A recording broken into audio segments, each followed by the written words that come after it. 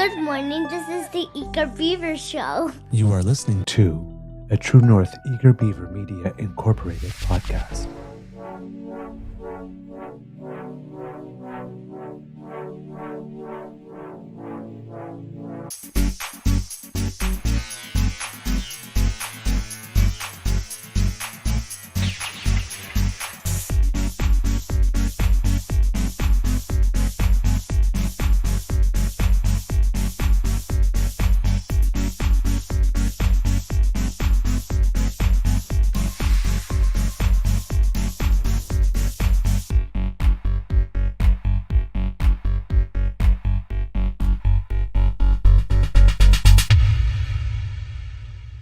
The True North Eager Beaver podcasts are proudly brought to you by our founding sponsors, the Misfit Mysteries from Corvid Moon Publishing, your source for science fiction, fantasy, and cozy mysteries featuring a broad diversity of characters.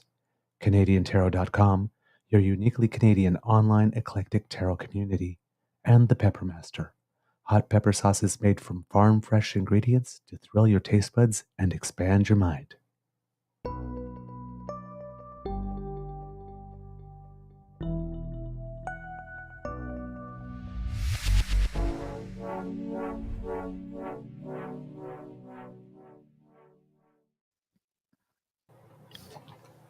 Well, good morning, kids and cubs. It's so nice to see you, and welcome to the Daily Beaver Morning Show here on the Crier Media Network. Yeah, it's episode 349, and it is a special episode indeed because it's a good Friday show. Or at least we hope it'll be good. Let's put it that way. I'm your host, the Eager Beaver pronouns, he, him. Hey, Mr. Beaver, and with me, as you can see, also in white, and we did not Blue. coordinate, is my good friend. Oh, that's blue. Oh, yes. Okay. Baby Yes, it blue. is a lightly blue. Make Yes. my eyes pop, see? Yes, it is. Yes, it is a nice baby blue. Wow. Okay. For a second, I thought it was white and there was just a little bit of shadow on it, but it is indeed blue. All right. My co-host, my brother from another mother, and my producer, because without him, I'm literally nothing. Mr. Grizzly. As we said, we have a good Friday show for you. But before we do anything else, let's ask Mr. Grizzly how your mental health is doing today, sir. Well, my beloved decided that because she was up at 4:45, I should be wide awake at 5. Now, it's no secret that I have a 5 a.m. alarm that wakes me up, and I roll over and I look at it and go, ah, and I hit it, and I try and drift back to sleep until the second alarm goes off at 6 when I slowly get out of bed and start my day. But this morning, both my beloved and my giant white puppy dog thought that they should sit on me while in bed and talk to me to make me get up. So I lied in bed for another 45 minutes and then got up and took the puppy dog out, where she continued to do her crazy jumping kanga dog thing. And I'll show you that in a moment once I download the footage of her trying to jump and take a ball out of my hand before I could throw it. She's quite the lunatic maniac dog. And I love her dearly, but it's like, oh my God, this dog has more energy than humankind put together. So when I wake up, which will probably be at some point during the show because I'm on my first coffee, and Bridget was kind enough to make a bagel with egg and bagel sandwich for me. So, I'm slowly waking up. I think my mental health is good. I think I'm just not fully awake yet. Okay. That's as real as it gets. That's as real as it gets. I mean, all right. I literally don't know what to tell you. Well, for us, because I know people are waiting for bated breath. I mean, if you've been following the social medias, you know all about it already. But thank you, Kid Vim, on the congratulations on We Will Rock You. Thank you. Opening night was a smash. We killed it. Nice. We did really well on opening night with audience, but our pacing was even better last night. The energy was even better, that we were hitting the jokes harder. Sorry, that's my phone in the Oops. background here. I'm just trying to get the footage. Oh, sorry. Keep going. And all that good stuff. So it went by way too fast. Way too fast. And fortunately, any kinks that we had with my performance or being able to make the stage entrances and all that kind of stuff on time, because we were having a couple set transition issues, all got resolved. So everything went super smooth. It was a great show. Another wonderful, great, generous, kind audience, standing, clapping, cheering, Nice. laughing, all the good stuff at all the right spots, and swaying arms at the end, and all that good stuff. So, yes. It's a lot of fun. A couple of us went out for a drinky poo afterwards to celebrate. And you may have noticed while I was holding my cup of OJ this morning that I fully committed to the I bit. see that. Yes. Full commitment to the bit. Full commitment to the bit. I do my own stunts and my own nails. My own makeup, my own hair. I do it all, kids. I do it all. I sing, I dance, I do my hair, I do my makeup. Yoo-hoo. No, it was a lot of fun. I knew going in that We Will Rock You. Basically, during my audition, they asked me something. I turned around and said something like, would you be willing to take like a really small part? Because some people are only go to auditions if they'll get a principal or supporting role. And if not interested, and I was like, oh yeah, I just want to be invited to the party.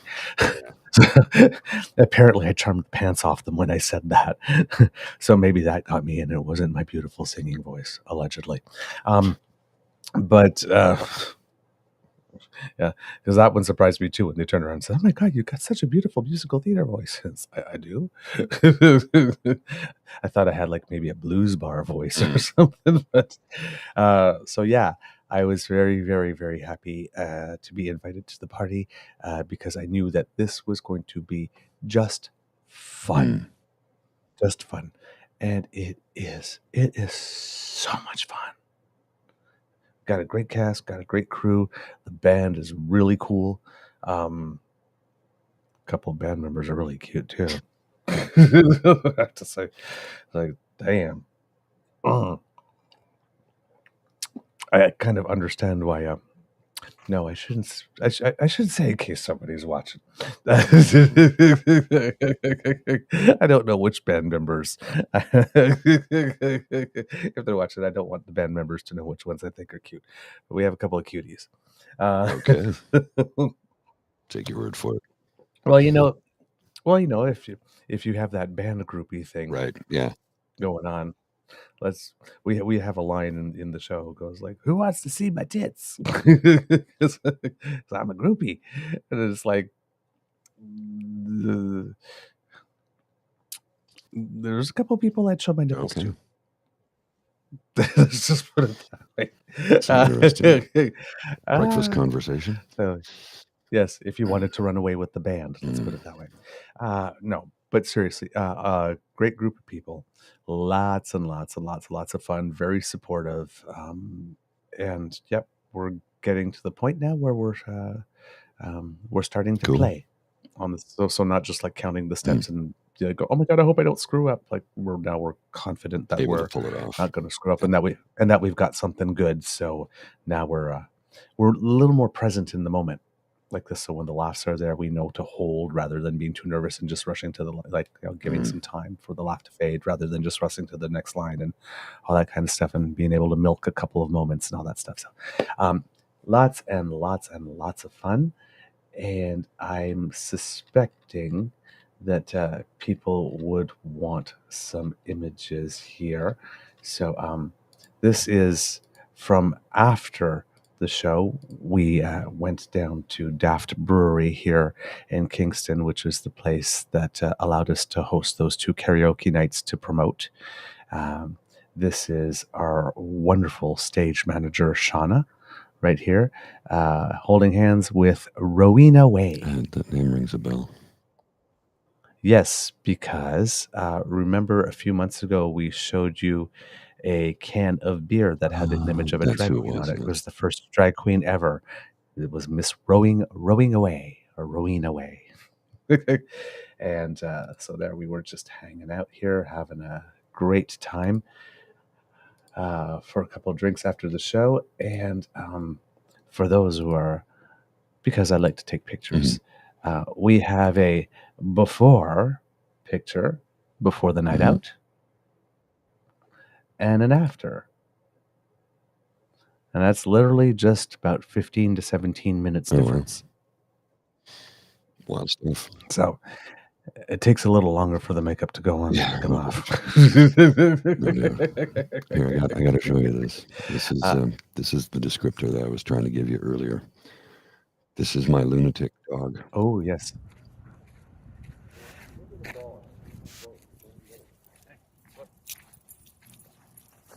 Okay.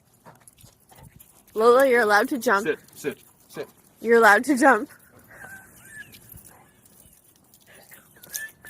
Dang. Yeah, no, that's She can go higher than that too, by the way.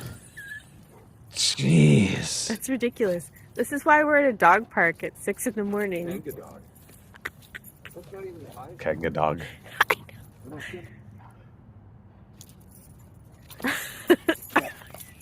Okay, that's enough. Thank you. That's enough.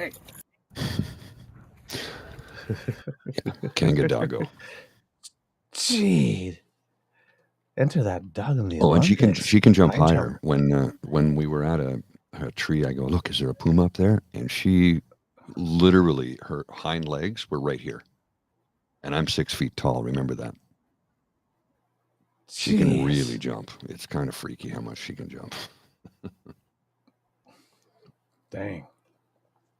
It's like Karen Van Halen. Somebody should do it like that with a clip, TikTok clip, and put some Van Halen in the back. Do, do, do, do, do, do, do, jump. Ah! Yeah, hey, right, Dad? Dan? Great vertical. Indeed. All right, kids and cubs. Again, a little bit of a looser show tonight because, again, adrenaline and show and all that kind of stuff. A little less time and, again, sleep during the day yesterday. I think I have a feeling that my biological clock is going to be off for the run because I can't seem to get the adrenaline to come down before 2 o'clock in the morning, which makes for a very, very short night. And since I'm gone already, if I'm taking afternoon naps from 2 to 4:30 and then leaving home at 5 for call time at 6 and then I'm not getting back to bed at 2, we might have a couple of looser shows for you next week as well. But we do have some stuff and we hope that you will enjoy it. So, Well, and trying to line up a guest for Monday. I think I spoke to him yesterday. We tried to have him on once before, but scheduling it didn't work out. We were trying to get him on a few months ago. Local Super Kyle. You know who Super Kyle is, right? Yes. Local guy. Yes. He's called Super Kyle because nothing stops this man. He's the most positive human being I've ever met in my life. And if anybody had a reason to be down, it would be him. And he doesn't let anything get him down. So we're hoping to have Super Kyle on Monday morning. I bumped into him yesterday just by chance, and we had a brief chat. So we'll talk about a little bit of activism and how he's a loud voice for those with mobility issues because he's in a chair. And we had a brief conversation about how we need to get the sidewalks in the downtown core of Ottawa to a comparable level of functionality because of the fact that if I am walking a few blocks with a rolling tool bag and I'm having a difficult time, what's it like for somebody with a cane or a walker or a scooter or a chair? If I'm having difficult time with a rolling tool bag, big, strong dude, able-bodied, I don't know what else term to use there, but somebody who does not require a mobility device other than this one, because this is a mobility device. Glasses, without them, I am visually impaired. So yeah, if I have a difficult time with a rolling tool bag, what's it like for somebody who has serious mobility issues. So that's one of the topics of discussion for Monday, just giving you a heads up. And hopefully we can get Super Kyle on. You guys will love him. Okay. If you don't know him, you're going to fall in love with him instantly. He is the most joyful, happy, upbeat human being you'll ever meet. And this is a guy who has had serious medical challenges throughout his life, and he doesn't let any of it bring him down. He's just a great person. Anyway, and you'll see him if there's a concert, he's usually there. Excellent. I look forward to that. I hope that we're able, that everything goes well. We're able to actually get him on the day. All right. News stuff today. I was trying to decide whether or not I was going to go forward with this or wait for her to be available, but I am going to go forward with this, and hopefully we'll be able to have her on the show to come and speak to it. But as you know, Kits and Cubs, if you've been following the show, a short while ago we had Kit Angela, Jordan's mom, and Kit Leanne here on the show to talk about Jordan specifically and what it is that she was doing.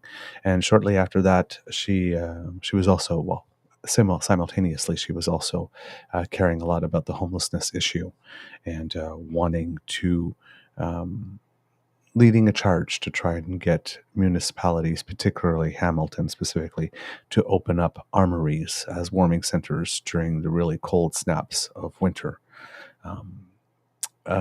with various degrees of success. Let's put it that way. And soon after that came something called Camping for Kindness 2, which was only supposed to last about 3 or 4 days, because in Hamilton, there was a discussion at the municipal level about a parking lot and whether or not it would be retained to be a parking lot. I think there's 26 parking spaces at play, or whether it could be used as a site to develop some tinier homes that could serve as housing. And it seems that the city council was somewhat split on the issue. I think it was split pretty much down the middle. Sorry. And there was supposed to be a vote on a Wednesday that did not happen for some reason. I'm not saying for some reason like it's a mystery. There is a reason. I just can't remember it off the top of my head. I just want to give the qualifier there. That did not happen. The camping went on for close to a month. There was some rumors at one time that there would be an eviction. I'm not sure if it was followed up upon. This is why I would like to get her on the show so we can hear about that. But eventually she did get a meeting with Mayor Andrea Horvath, who has been taking a lot of heat. Justifiably so. Online. Justifiably so. Kit Laura Babcock, who was on the show as well, is very much seized with this issue. And so they had a meeting, and the day after the meeting, it was reported that they were looking for some outhouses for the camp, and the city decided not to provide them, that there was a church that was providing money for them. A couple days ago, we heard that there was an eviction notice given, and that the camps were going to be dismantled by the authorities. I'm guessing that happened based on what I see online. But an interesting other thing happened is on March 27th, 2024. A letter was issued from the office of the mayor of Hamilton. And I would like to read it. Please do. Mayor's statement on intent to veto bylaw 5 and 13 Lake Avenue South, Hamilton, Ontario. Today, I provided council and acting city clerk Pylon, with notice of my intention to veto the vote regarding the disposition of 5 and 13 Lake Avenue South for the development of affordable housing units. And for some reason, everything just disappeared from the page. Well, that's a bummer. Oh, there we go. Let's try that again. Okay. Housing units. I firmly believe that leveraging municipally owned properties for the construction of sorely needed affordable housing is a vital step towards addressing the pressing and urgent crisis of housing affordability and homelessness in our city. The decision to use strong mayor powers is not one that I make lightly. I have always felt that the most effective leaders are those who inspire collaboration and teamwork.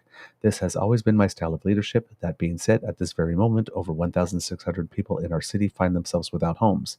Access to housing is a fundamental human right of every single person in this city.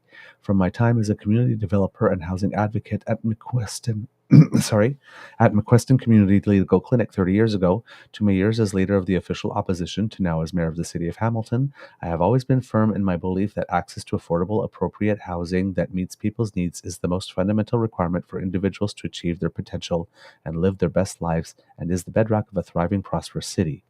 Stable housing is at the heart of a person's physical, mental, and emotional well-being.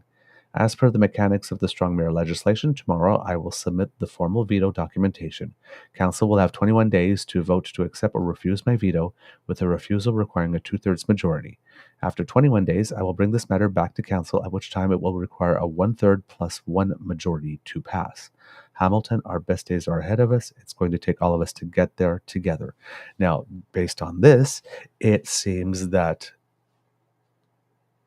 the veto will go through, because if they're at half and half the first time and about half and half the second time, and they need a two-thirds majority to override the veto. So unless there's people on one side unless there's people on the side that actually want the housing who are incensed that the mayor is doing it this way,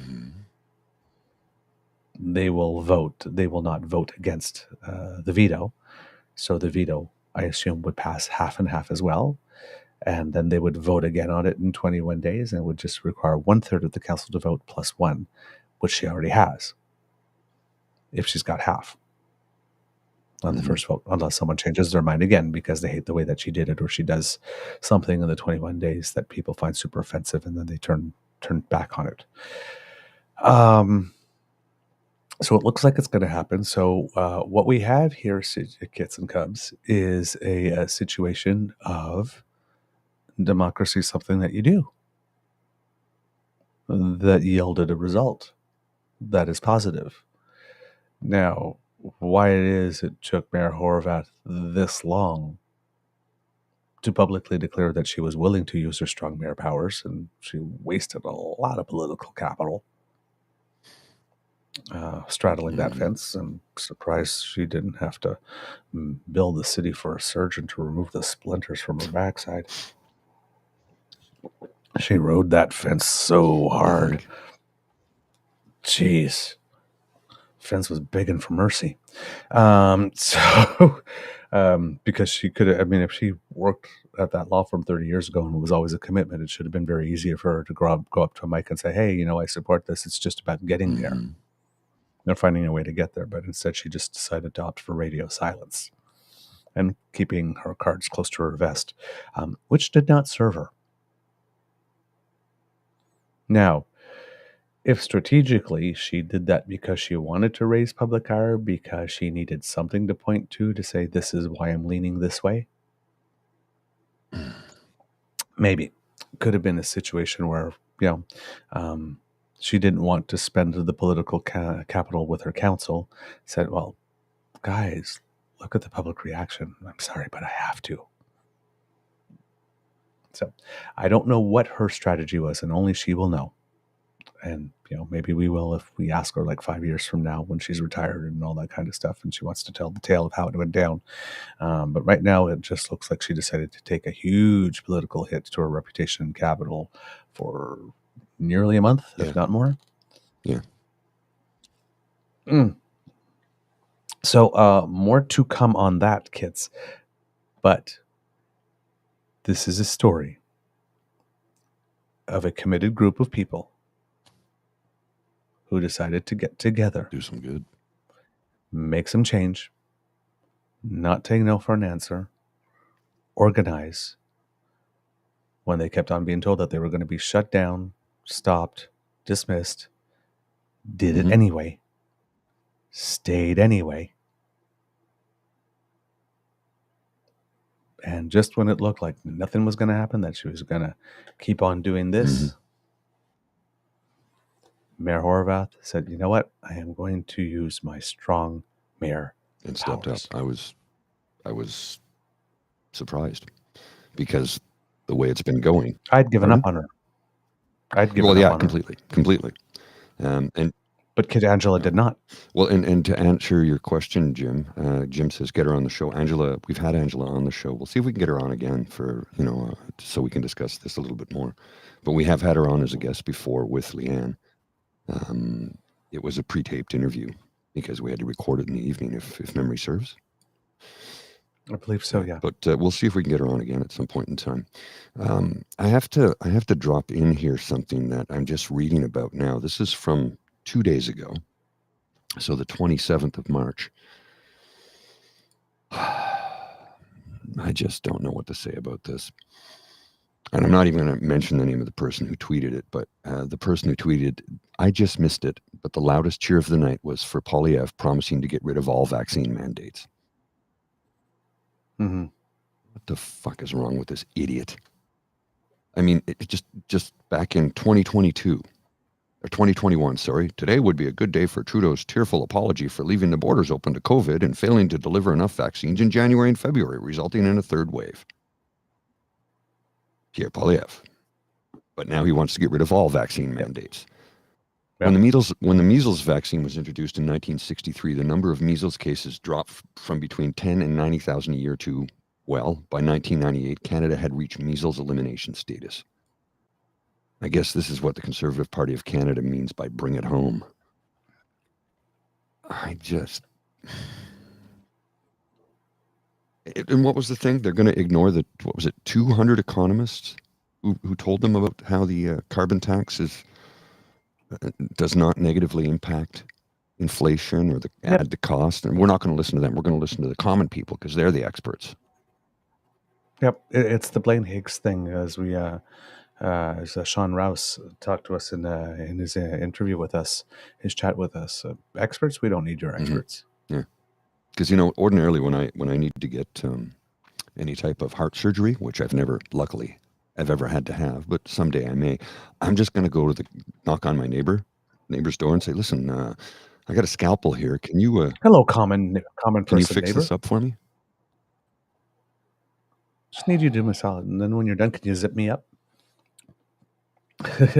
And yes, as we're talking about measles, there are also other vaccines along the way that we need to pay attention to.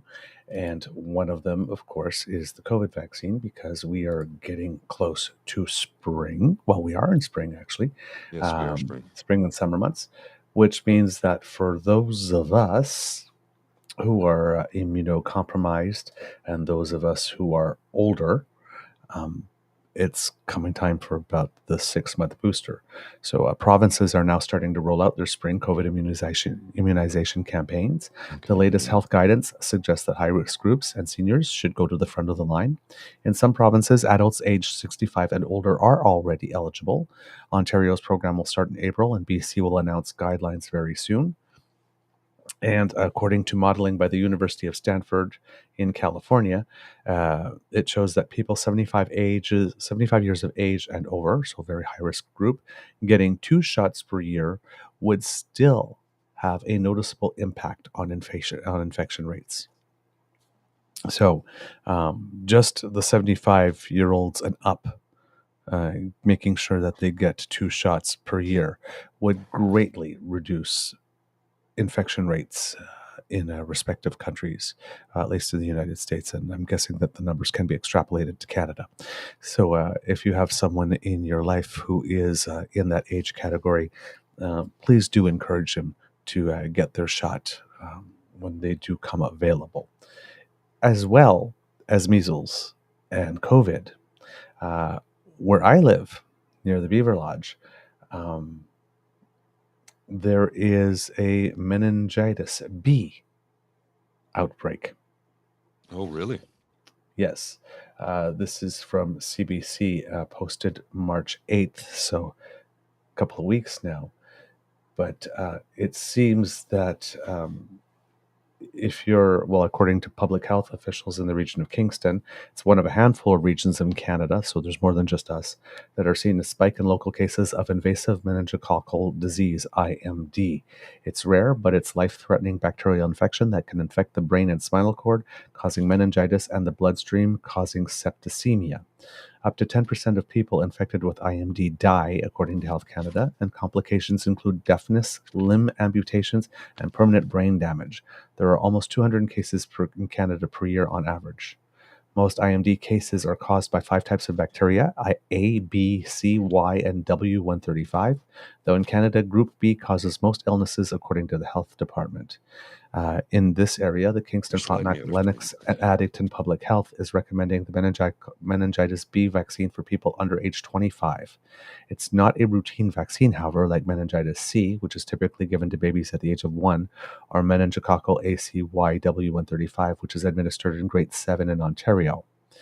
Specifically, because we're talking in Ontario because we're talking about an outbreak in Kingston here in this article. Currently, no provinces or territories cover the cost of meningitis B vaccine for all children, according to the Canadian Pediatric Society. And in Ontario, it runs about $320, so $160 a dose, with 2 doses required in order to get it. Kingston isn't the only region seeing an increase. Last month, health officials in the eastern townships of Quebec called for vigilance after confirming 2 cases of invasive meningococcal infection in the region, one of which resulted in a death. The specific type of case is not well known. And then around the time of the 8th, Manitoba public health officials also recently warned that the province had seen 11 cases and 1 death between December 21st and February 29th. The serogroup, one of those cases was identified as type B. Manitoba typically has 6 cases of IMD reported in a year. Normally 6 cases in a year. They had 11 cases between December 21st and February 29th. It's in about 2 months. I had viral meningitis when I was a child. You name a childhood disease, I got them all. Now there was no vaccine for that at the time. I had my MMR vaccine, but I still got measles and mumps. But I was vaccinated, and then I got it very quickly. So, it kept me from dying or losing my vision or having, any serious issues. Well, other than my, brain. But, sorry, that's kind of funny, I think. But yeah, the fact that people are not vaccinating their children against diseases that are absolutely preventable is astonishing to me. And I think the vaccines are bad. Really? I want you to go to out into the country and find a graveyard next to a really old church and walk through the graveyard and look at the number of headstones for children who never made it to their teen years, who died in childhood. Most of them never made it to 12. Why? Because there is no vaccines for the diseases that we can vaccinate against today that take lives. The disease doesn't care. The virus doesn't care. It doesn't judge. The virus just does what a virus does. It mutates and it eats everything in its path. It's what its purpose is. And you can prevent that with vaccinations. The smallpox vaccination, they first came out with that during, I think, the American Revolution in the 1770s. They came out with smallpox vaccinations then. Smallpox has been eliminated from humanity, although there is a vial of the virus in vaults, one in the CDC, I think, in Georgia, and there's another one, I'm not sure if it's in China or Russia, I'm not sure where. And the reason they kept it was because if we ever had a virulent outbreak of smallpox and one that had mutated, we'd need to have the original virus to work with that to try and create a new vaccine if need be. So, yeah. James just sent some stuff to me here. I'm gonna go pull it up. It's the Ipsos poll on vaccinations and how this is the National Library of U.S. National Library of Medicine, and they're talking about what is it here? vaccination results, conclusions. It's all here. I'll put the link in the chat for those of you who would like to have it, access to it. There's a fair bit of reading there. Thanks, James. Appreciate that. Yeah, basically, the results of the study basically show that when examining public sentiment towards COVID-19 vaccine certificates and proof of vaccination measures, there was a shift in responses over time. The proportion of participants strongly supporting these measures decreased from 66% to 43.1%. Whereas strongly opposed was the second most common response and rose from 15.9% to 20.6% during the same time period. Concurrently, when examining participants' views surrounding mandates, many participants believed that their province was reopening at about the right pace, which remained relatively stable over time. Conclusion. Our study's findings on the public's attitudes towards COVID-19 vaccine mandates and vaccine certificates in Canada may aid to guide and streamline the implementation of future similar public health interventions. Future research should include extended follow-up and a more comprehensive examination of trust in government institutions and polarized perspectives on vaccine mandates. This was a study that was published on March 11th, 2024. I don't know how recent the data, because it takes time between the time you finish, writing an article and it getting published and all that kind of stuff. But it, what this seems to indicate is that the constant drumbeat against vaccine mandates seems to be having an influence. Because in 2021, 66%, 63% of Canadians said that they supported vaccine mandates, and now that's less than half. So something has happened over the last couple of years to convince a whole lot of people that thought vaccines were good but necessary, that they may not be so much needed anymore. According to Kit Chimney, the survey was done between 2021 and 2022. Man. Where Canada?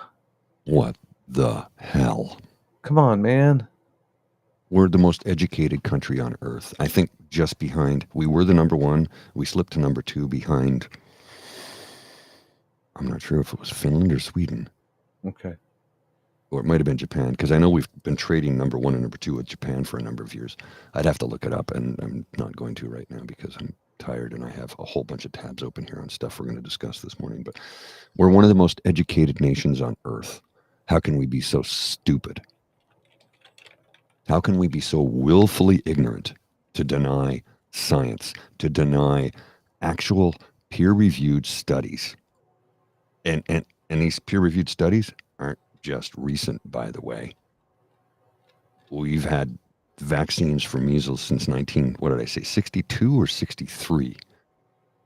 And yeah. The number one is South Korea, by the way. South Korea, sorry. Yeah. I know South we've been Korea trading.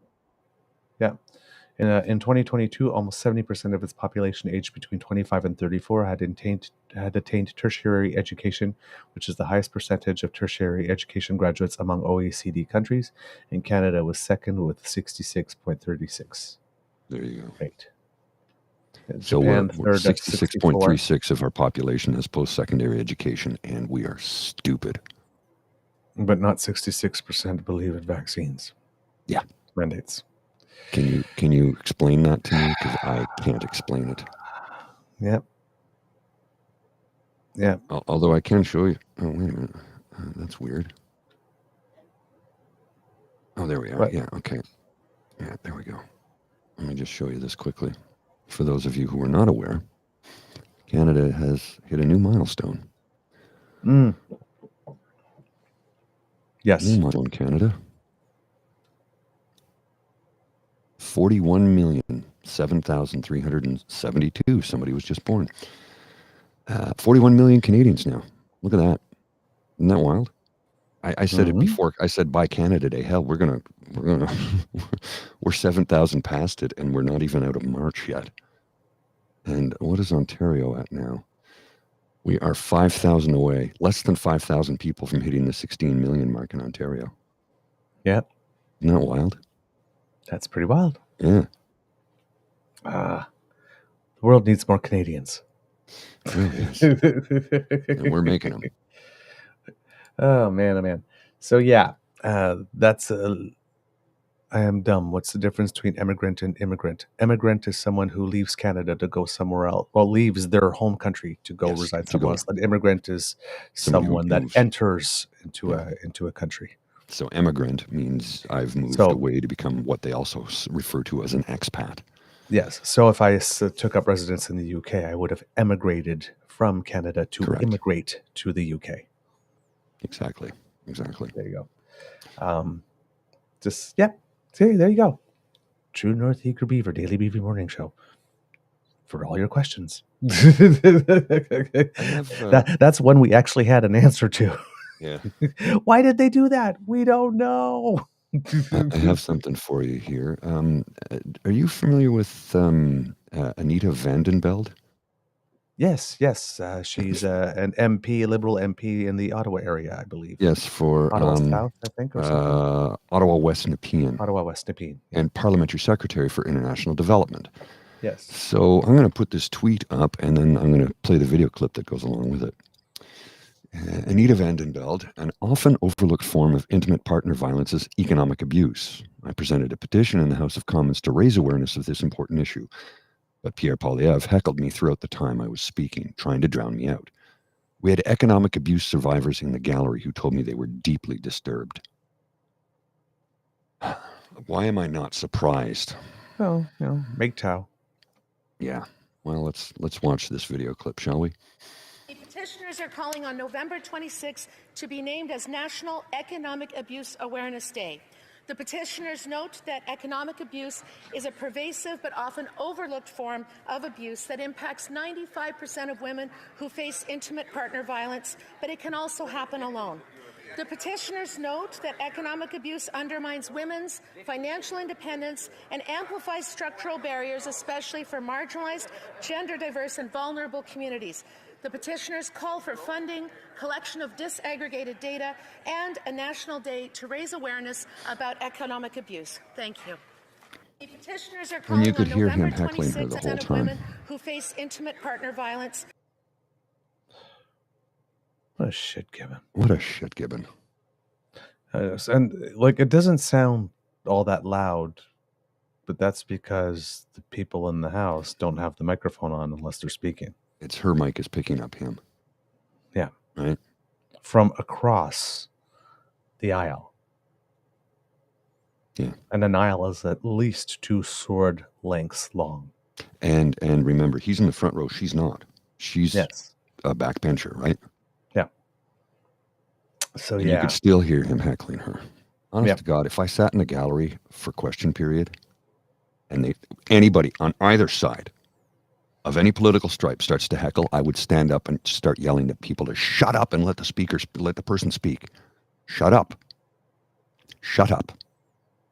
I might be a little bit louder and a little bit more vigorous in the way I would yell that out, but you know what I mean. You know what I mean. Yep. They would escort me out, and I'm like, no, you cannot do this. This is the people's house. I have a right to be here. They are being disruptive. I'm not. I'm telling them to not be disruptive. They are being disruptive. Yeah. I'm just trying to listen to what that person's saying, but I can't hear it because these toddlers acting like petulant children on my dime need to be told to shut the hell up. Yep. Indeed. Get James going. Now that we did emigrated and immigrated goes, now explain the Fibonacci sequence. Now I'm not going to do that. The Fibonacci sequence is a sequence in which each number is the sum of the 2 preceding ones. So 0 plus 1 equals 1, 1 plus 1 equals 2, 1 plus 2 equals 3, 2 plus 3 equals 5, 3 plus 5 equals 8, and so on and so forth. I live with a mathematician. Oh, here we go. Look at this. Oh, man. We're going to go back for something we discussed yesterday because this is worth it. Common Sense team. They're here. Get your Common Sense hockey jersey. It's called a hockey sweater, you chuckle fucks. There was a poem and a short story and a cartoon, and it was on the back of the $5 bill. It's the hockey sweater. They're here. Order your Common Sense hockey jersey today on bringithome.ca. Those look more like field hockey sticks, not actual hockey sticks, and the Matterhorn is in the middle. Common Sense for Canada. So Switzerland's mountain, 2 field hockey sticks, and a moose. It looks like something that should be on a beer can. One breath, you were screaming everyone is using food banks because of carbon tax. Now you expect them to pay $80 for a ridiculously stupid jersey. Sweet Jesus, stop being the stupid party. Canada deserves better. And let's remember also that none of us know where that money is going. That's correct. That's correct. And it might be quite possible that that money is not under the purview in any way, shape, or form of Elections Canada, or even the Conservative Party of Canada. Mm-hmm. And if that's the case, we also don't know where that money's coming from. As we have an election interference inquiry going on. Yes. By the way, that is picked up again. Good. We had because we had mentioned that it had started, and it has indeed started, but the first few weeks was a lot more legal wrangling, trying to find out what all the legal parameters were. And then there was about a couple of weeks where they had in-camera sessions with national security representatives, because, as we mentioned, Kids and Cubs, for a public inquiry, quote unquote, there's a lot of elements of it that will not be able to be public specifically because national security, right? Mm-hmm. That was the main concern.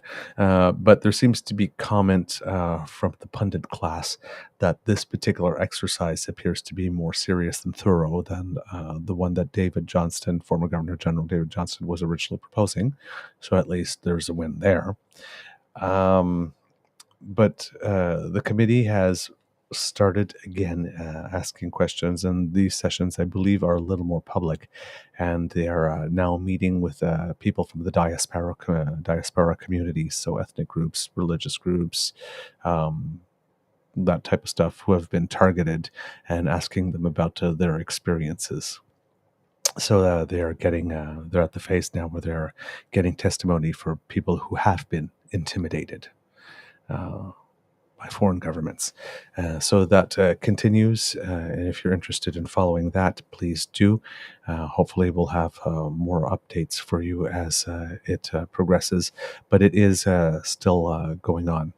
The other thing that's going on slowly and quietly in the background is the Chris Barber Tamara Leach trial. It had started up again after a break quickly.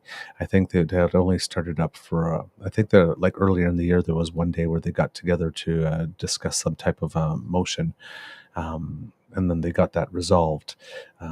But this trial's taken a little longer than a lot of people expected to, but it seems that the reason for that is that there's a lot of defense motions that need to be taken aside and then debated and whatnot, similar to what Trump is doing in the United States, always coming up with a new motion or a new reason to protest, or, oh, no, wait a minute, this happened, so we have to stop, or, oh, this happened, so you got to throw it all out. Mm-hmm. And these types of things are being not as blatant as Trump, of course, in this case.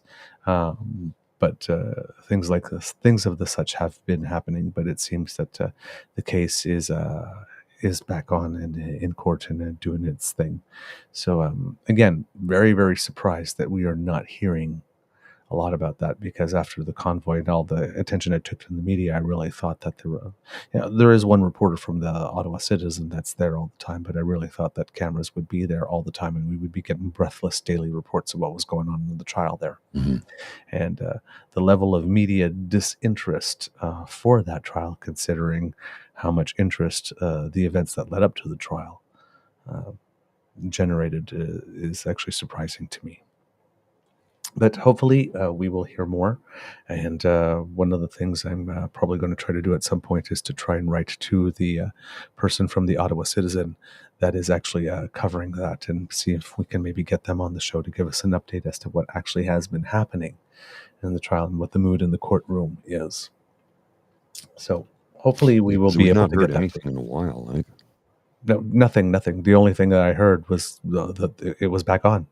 yeah, and she started a GoFundMe because apparently her legal fees are at $500,000. So she's hired every lawyer in Ottawa, and they're working around the clock on her case because $500,000, $500,000, and wasn't her defense lawyer Lawrence Greenspan doing the whole thing pro bono I'm not sure if he was until doing he the whole thing dropped pro out? bono. Yeah, he was doing it pro bono. But has he dropped out? That's the one thing I don't know. I know that she was having trouble with her lawyer, but I have not been able to find anything in the press. That's I right. don't know if it's with this particular Just a case, rumor. whether or not she was involved in another case. Could be. And it's a lawyer, because these people file multiple actions. So I can't tell if it's Greenspan specifically, or if it's because even in the article that I read on March 7th and the news about her switching lawyers, that rumor was out then. There's absolutely nothing in the article that says that Greenspan is not representing her. Yeah, So, I've not been able to find anything. Yeah, so I'm wondering if it may be a secondary case that she's involved in, that she's looking for a new lawyer here. But on March 7th, which was the sort of last update that we had, there was an interesting thing going on. According to the CBC, the judge in the criminal trial of two Freedom Convoy organizers has dismissed a defense application and agreed to consider arguments that the two accused acted as co-conspirators. Following an extended break, Chris Barber, Tamara Lich, is it Lich or Leach? I can never remember. Leach, yes. Tamara Leach returned to court virtually on Thursday to resume their trial. They're charged with mischief, intimidation, and offenses related to counseling others to break the law during the protests that took over downtown Ottawa for more than 3 weeks early in 2022. Actually, you mentioned that. Remember that clip that we showed yesterday about the minister of the government of Saskatchewan saying, well, I don't recommend that people don't follow the law. I'm wondering if the federal government would be so bold as to consider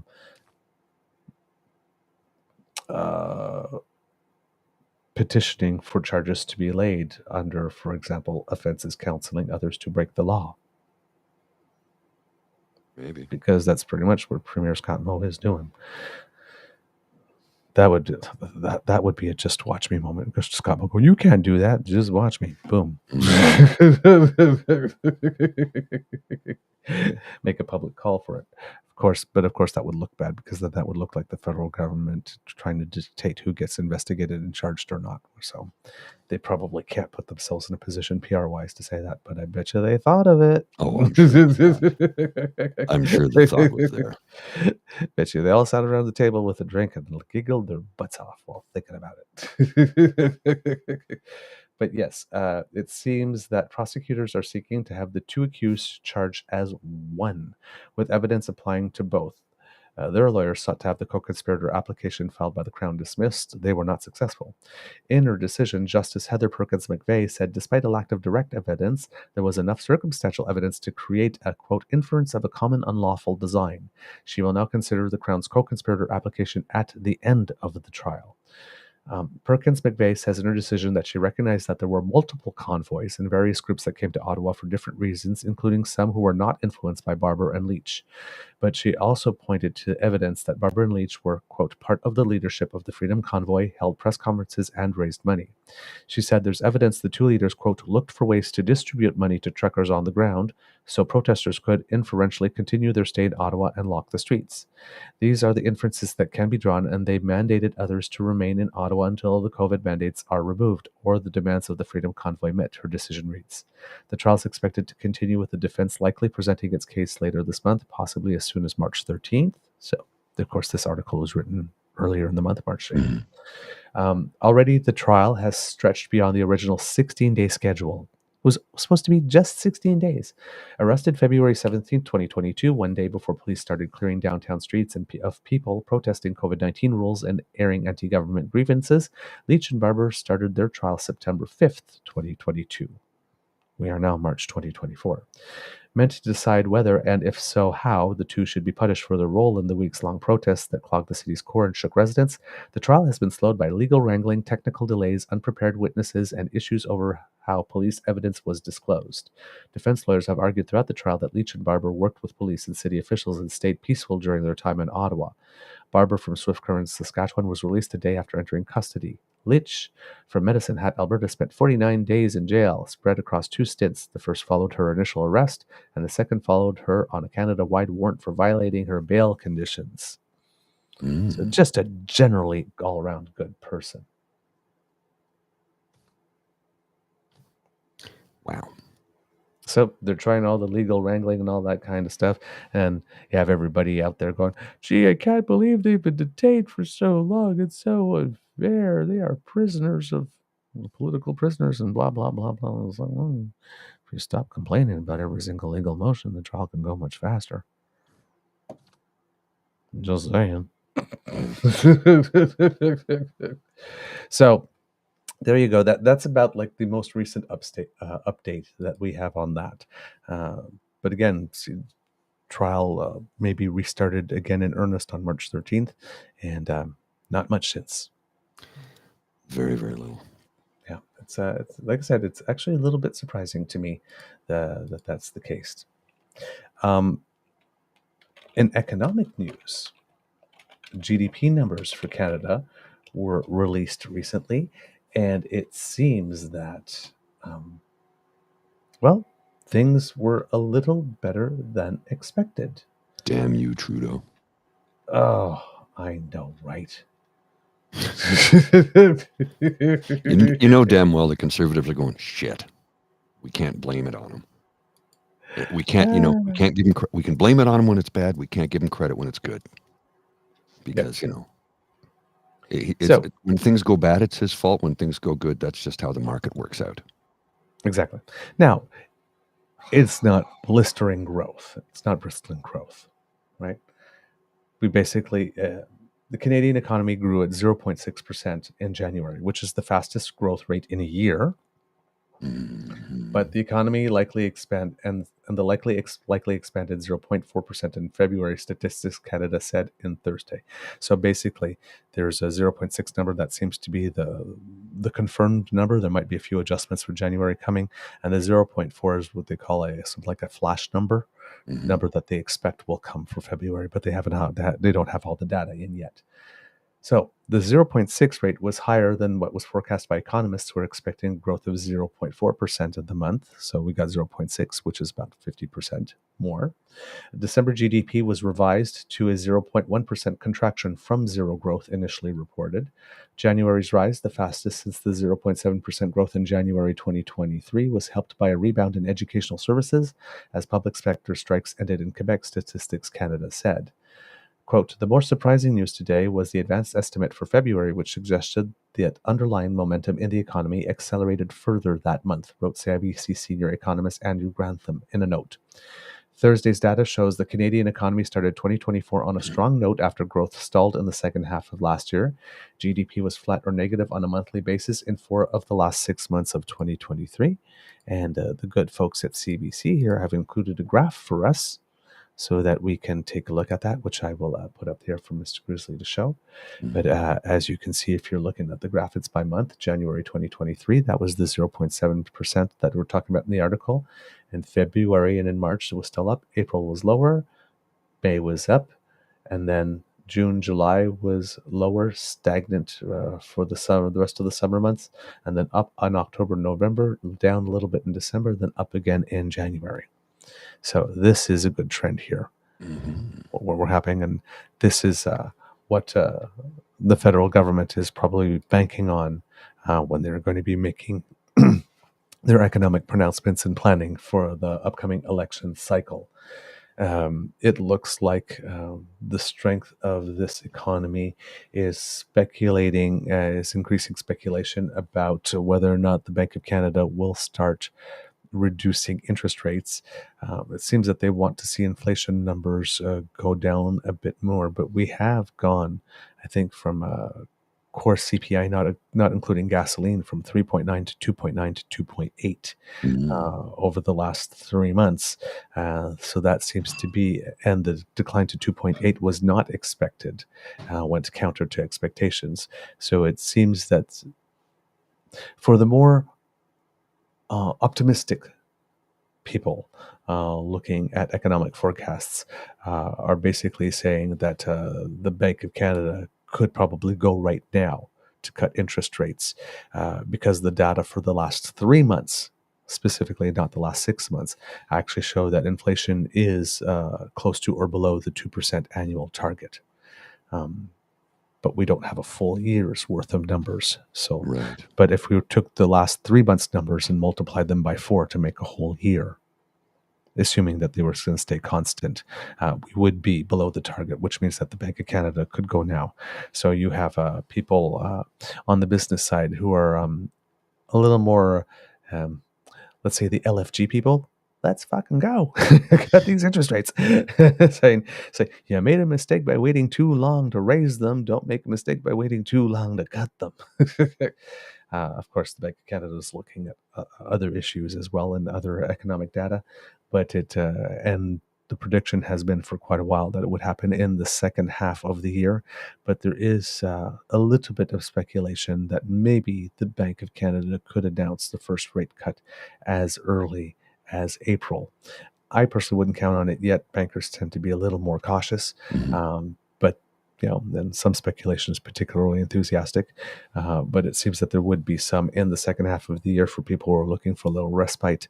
And according to economists, they're looking that over the course of the next while, might not be all within 5 or 6 months like they went up. But gradually over time, you can expect a decline in the Bank of Canada's prime rate from 1 to about 1.2 to 1.5% over the next little bit, which will bring a significant amount of relief if that were to actually go through the system and leave a little bit of extra money in people's pockets. According to the numbers, here, the bank in January forecasted a growth rate of 0.5% in the first quarter, and Thursday's data keeps the economy on a path of small growth in the first 3 months of 2024. The Bank of Canada will release new projections along with its rate announcement on April 10th. Growth in January was broad-based, with 18 of 20 sectors increasing in the month, StatsCan said. The agency said that real estate and rental leasing sectors grew for a third consecutive month as activity at the offices of real estate agents and brokers drove the gain in January. And on that, it seems that numbers for house prices for people who are house owners, because coming out of COVID, there was a bit of drop in the market and some stagnation for a while. It seems that those numbers have started to going up again as well. And with the rise of interest rates, the marketing sector tightened a little bit. And now that people are talking about, now that they've stabilized, basically that they've stopped going up, real estate has started to pick up again. And now that there's talk about interest rates going down, they're expecting that there'll be more activity in the real estate sector in the next coming months. Overall, service-producing industries grow 0.7%, while the goods-producing sector expanded 0.2%. And in preliminary estimate for February, StatsCan said the GDP was likely up 0.4% for February, helped by mining, quarrying, oil and gas extraction, manufacturing, and the finance and insurance industries. So we'll see how those numbers hold up. But as we mentioned last year, at the end of the year when we were doing our retrospective shows, that one of the most underreported stories in the news, in my opinion, was how Canada, on a macroeconomic level, which I know doesn't help you so much on your kitchen table discussions, but on a macroeconomic level, is basically realizing a minor miracle here, getting out of COVID and changes to the economy and disruptions to the supply chain, war in Ukraine, supply chain issues, and climate change related supply chain issues all happening at the same time while having the economy not go into recession. Oh, Lola stepped on your boy bits, on your grizzly bits, didn't she? Yeah, she did. Yep, I recognize that look. Oh, we are now experiencing technical difficulties. Yeah.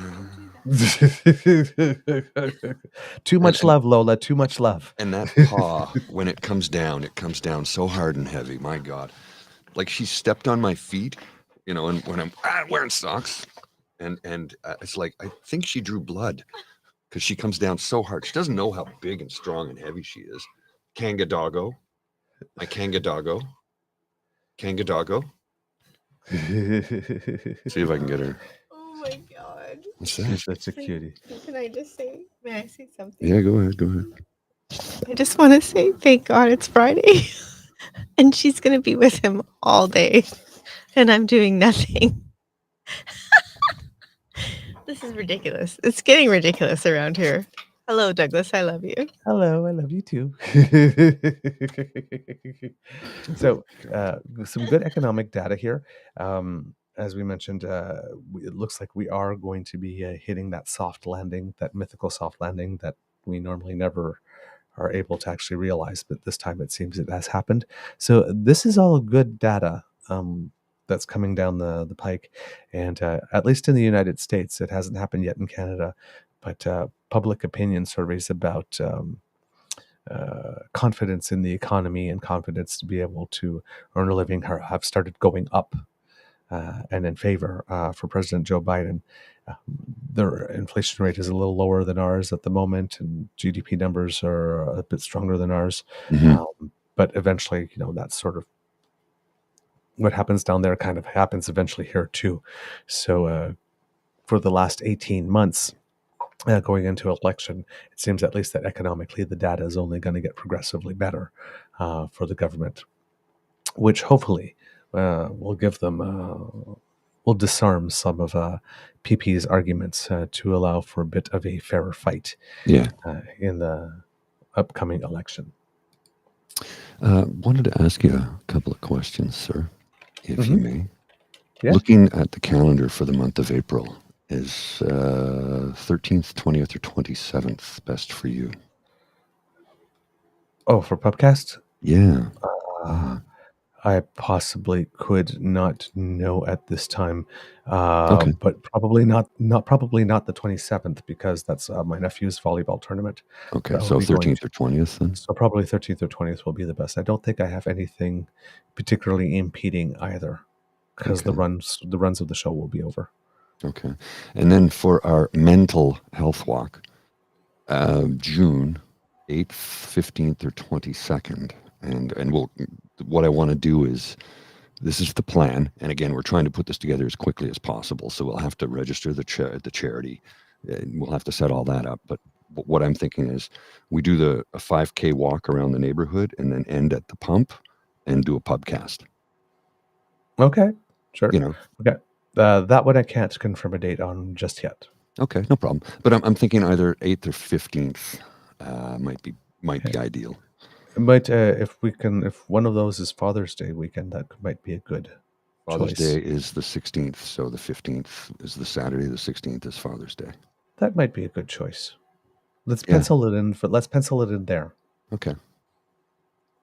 I should be able to be free. Like I said, I don't have a show then or anything. All my shows will close. My third one will be closed by then as well. So that will actually be me time. Finally. I put in my calendar the mental health walk for June 15th. Penciled in. We might be changing that between now and then, but that's what we're looking at. And we're still trying to get stuff together for that. Like that's not going to happen overnight. We've got a fair bit of work to do to try and make it happen. Whether or not we can, like this year, it'll be a first. It'll be the first, and it may very well just be an awareness walk. I don't know if we can get a charity registered in time and get money, and donations and that sort of thing. But if we can, great. And if not, at least we can start something, right? Yeah, exactly. Yes, and it would be here in Ottawa, in Canada's capital, in Centretown. I've got a rudimentary 5K route planned, and it would be around the downtown core, Centretown, where the occupation took place, and then it would end at the Lieutenant's Pump, where we would then proceed to have a pubcast for the day, and we'd have a lot of in-person live guests for that one too. So let's try and make this happen. It was just a mere last-second idea we had when Pete jumped in and talked about what he did, and I'm like, well, we should be doing something like that. So, yeah, the mental health walk, and the idea behind it, for those of you who might not be aware, is that I think is it 7 or 8 out of 10 suicides in Australia are men, and I think the number, like in Canada, is 7 of 10 or something like that. I remember we discussed it with Senator Brazeau when he was on the show with us. And this is something he's passionate about too. So we're going to see if we can get him involved to some way, shape, or form to help raise awareness and promote this, and see if we can turn this into something good. I mean, it's a bit of a pipe dream. We're trying to do this in 2 months, so this might just be literally an awareness thing, because we still have to get a route planned and approved, and we need a police escort if we were to walk through the streets. So I think for this year, we might just do a sidewalk walk, and maybe next year we'll have a year in advance to plan it. So yeah, let's see what we can do to raise awareness, and if we can raise some money this year, great. But I'm not holding my breath on that, because we have a lot of work to do to get this put together to make it happen. And hopefully a lot of people can come out and attend, join the walk, and sit in person for a pubcast. Yep, that would be wonderful. I would like that very much. And if that created an opportunity for Kits and Cubs to join in and to have a little bit of a meet and greet after, I would like that very much. Linda's suggestion: you can always make it a walk for awareness and tell people to donate to an already registered mental health charity. That's a good idea. If we can't get all of this together for this year, we could it's going to be like a kickoff thing that we could do this year, and you can donate money to whatever mental health charity or mental health organization in your community. Because I don't want to just help people in Ottawa. I want to help people around the world, but let's start with Canada first, right? So we'll start here in Ottawa and build it out from there and see how it goes. It's I've never been heavily involved in any sort of charitable work at any point in time, and it's high time I do it. So this is something that I am passionate about, because I have mental health challenges. I don't make it a secret, and it's important that men have a place to go and talk, because so many of us simply don't. We just don't. There's so many of us that don't have a place. We don't have an outlet. We don't have anybody to talk to. So it's going to be an awareness thing, I think, this year solely. But if we can get some money to some local mental health charitable organizations, and yeah, I know, I hate to say, let's raise awareness, but it is what we're doing, because people need to know. And I don't think people know how disturbing the stats are when it comes to men's mental health. I really don't believe enough people know about how bad it is.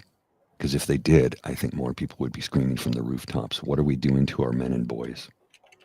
Our husbands, our partners, our friends, our coworkers. What are we doing? We're not giving them the support they need. So let's try and do some good.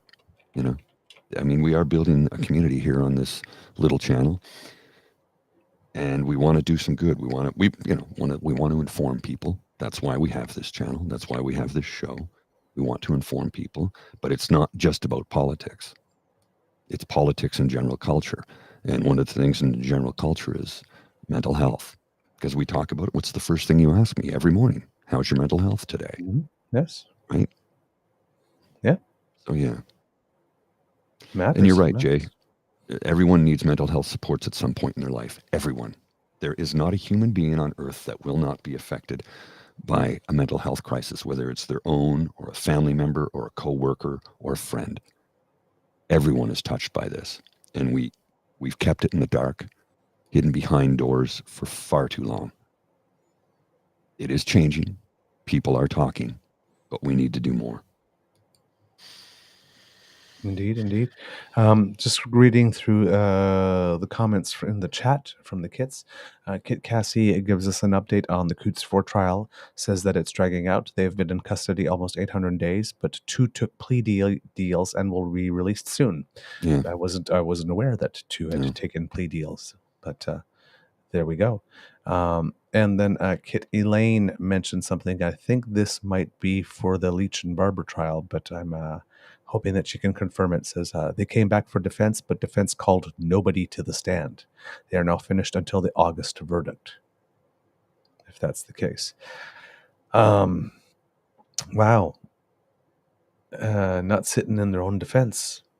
Mm-hmm. If that's the case, that would slightly surprise me, because I thought they would take this as an opportunity to grandstand. But then again, it's not the Public Order Emergency Commission that's televised and everyone can see. So it's not an opportunity really to perform, I'm guessing, given that there are no cameras. So maybe that's why they decided that it's not worth it for them. Oh, well. Possibly. But yes, if they're not even putting up a defense, they're saying, okay, just take that, and looking what the prosecution brought in and crossing their fingers and hoping that was not enough. It is a strategy. It is a legal strategy. Sometimes it works for you, sometimes it doesn't. Because sometimes while you're defending yourself, you can open your mouth and say too much. And let's be honest, these are not necessarily the people who don't like to run their mouths. They love to hear the sound of their own voices. I mean, Tamara Leach couldn't keep it in check long enough to not get thrown back in jail for violating her parole. So, yeah, it might be another Trump thing. It's like, do not put him on the stand. It will not help us. But yes, let's see that. We have Kit Toronto Dan that says Barbara and Leach dug their own holes, and so did that lost soul David Parker. Let's speak about him because he was on Dean's show again the other day. At first, I said I would not watch, and then I caught myself and said, well, I mean, I wouldn't really watch for what David had to say. I'd watch to see whether or not there were some changes in Dean's questioning style. Just for everyone to know, I am not talking behind Dean's back. Oh, no. By the way, he's very aware how I feel about the first one. We've even talked about it ourselves in between us. And he is quite open to what it is I had to say. So it's not being refused, rejected. He's not saying I don't have a point in any of that case. So I did watch it. Again, I was disappointed in a way because I thought there would be more discussion about substance, but it turns out that it was more discussion about their plans for discussion. It seems that they have come to an agreement to have a series of chats on various subjects, and it seems that the chats may not only be between them, but there might be some invited guests now and then to come in to help with some of those discussions. And they're going to be respectful discussions, hopefully. But it seems that they've both agreed to respectful discussions. They've both agreed to certain things that they will not do behavior-wise. That will help the discussion to keep flowing rather than being pulled off in many different directions. So we'll see what happens with that. But yesterday's show, if people were looking to get into the meat of it yet again, we were edged. Let's put it that way.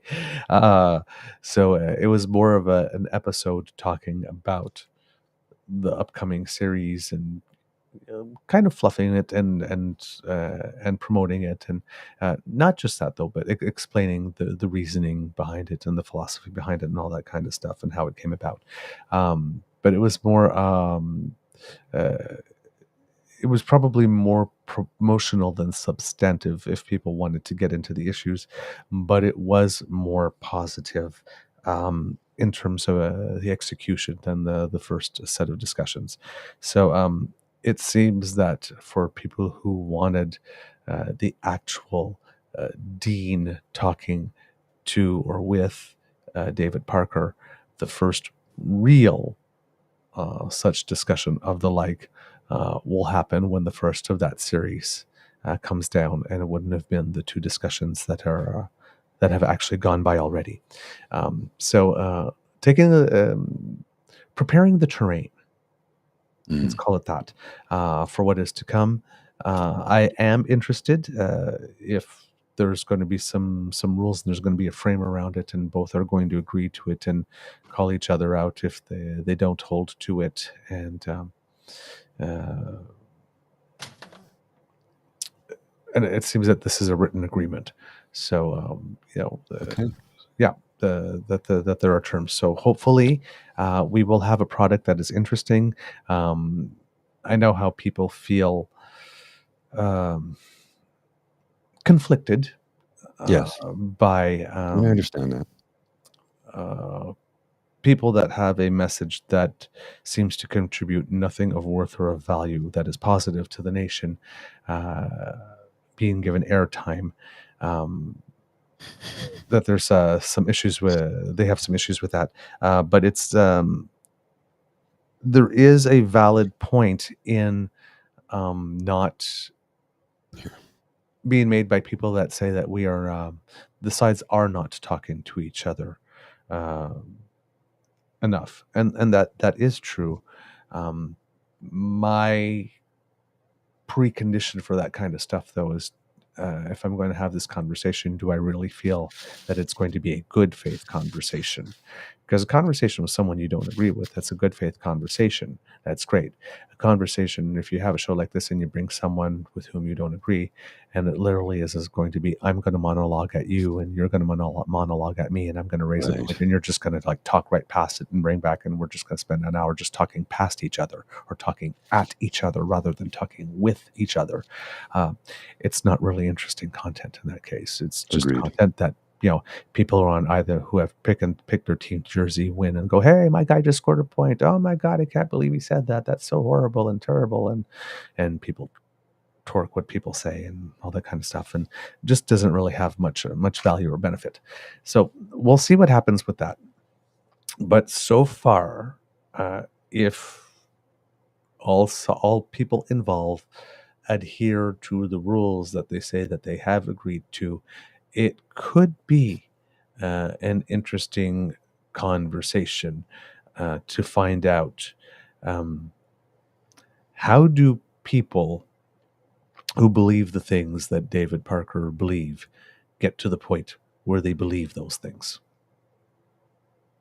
Yeah. So, Yeah. and those are the type of questions, the interviews and conversations that interest me, because when we have our interview project, a lot of it is, we want to know what makes you tick. So, yeah, I personally would be interested in finding out that what makes a David Parker tick, Well, I've got. and how they got to ticking in the way that they do tick. Well, let's address something about David Parker here too. I sent you I forwarded you the email yesterday from one of the viewers and listeners. Was telling us how when I showed the post from Parker with the pride flag burning, and he's like, I thought it was praying hands. No, it's high five. He's high fiving the people. It's not praying hands. It's a high five. Like, oh, connecting. Yeah. Yes. Yeah, high five for burning the pride flag. That's what that was for. So yeah. I possibly. Mm-hmm. Possibly, it means that you would. as well, You would. Yes, you would have to ask him if that was his intent in putting it up. But yes, it could be interpreted that way, which was a new one to me, actually. Mm-hmm. I didn't know. I always thought that they're either prayer or gratitude hands, thank you, or, but never like just a connecting high five. But yeah, who knows? Who knows? Indeed. In Alberta, the race for the leadership of the Alberta NDP has changed a little bit.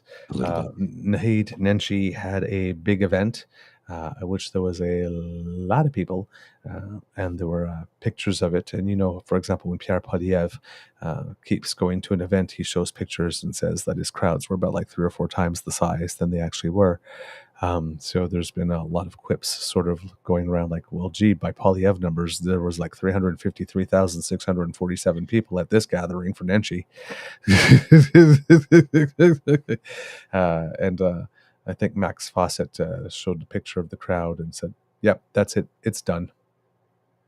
And then, yeah, pretty much that was a sign that Nenshi had won, has already won. So we had 6 candidates, and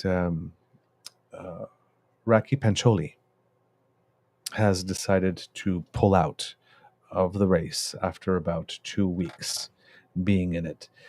It seems that she came to the conclusion that she and Nenshi were pretty much in very, very similar lanes. and that even though she had one of the best campaign launch videos ever, at least in a long time. And one of the things that you have to understand about the Alberta NDP race is the thing is it actually is a race. This seems to be a job that people want this time around, which is very, very interesting. So when we saw Nenchi's video launching it, we were very impressed with it. We were saying, that's the way it should happen. It was good. It was professional. It was slick. And you saw everything basically anything that you wanted was right in there. And, it raised enthusiasm. And as you can see, when he had his volunteer drive, there were so many people that showed up. And that's where, a lot of people are saying the launch was good. But really, what really is sealing the deal was the images from that day. And the video that he did after from that day that let everybody know, you know what, I may not have history or roots with the party, but gosh darn it, people like me. So, but this I wanted to show because before there was Nenchi, there was Raki Pancholi. And this is what she had put out, Mr. Grizzly, if you will show it for the kids, at the time that she said that she was joining the race. Oh, yes. Yeah, I think did I hear that? I can't remember if I We probably heard it, but we didn't show it on the show. Okay, well, we'll show because it we now. didn't know enough about her at the time. And Right. A second here till I cue this up. And for people who are in Alberta, by the way, our good friend Nate Pike is doing something. Ryan Jesperson is doing it as well, but Nate Pike is doing something where he's getting a conversation with each one of the Alberta NDP candidates. He's got 4 of them so far that I know of: Jody Stonehouse, Raki Pancholi, Karen Gainey, I believe, and I believe Naheed Nenchi has already been on. So he's waiting for Gil McGowan and Sarah Hoffman. So let's have a look at this. This is I saw this. It's a really well done. My parents moved to Alberta when I was 4 years old. Like so many new Albertans, they saw this province as a place of opportunity, a place where their kids could grow up and get an excellent education, a place where they could work middle-class jobs and afford a home, a place where someone like me, the proud daughter of immigrants, could work hard and build the life they want. They taught me that in Alberta, anything is possible. And that's what I'm teaching my kids, because that's the Alberta I know.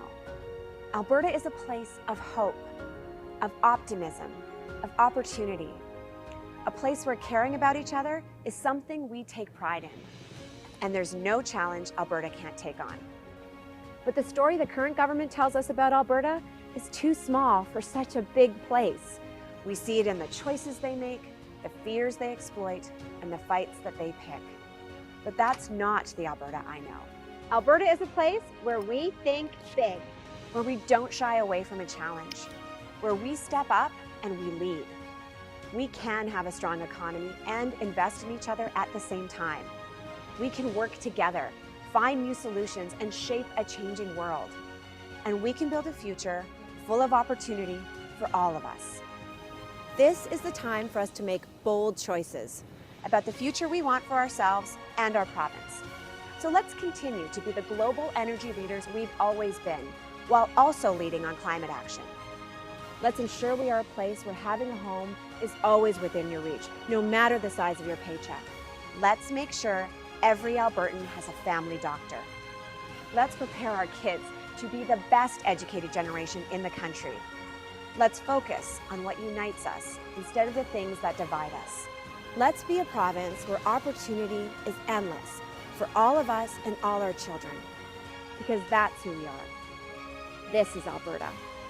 My name is Raki Pancholi, and I'm running to be the leader of Alberta's NDP and the next premier of this great province. Join me, and let's write the next chapter in Alberta's story. That was a really good, good promotional ad. Really good promotional ad. She had generated a lot of buzz, a lot of interest. She was one of the first 2 out. putting her name in.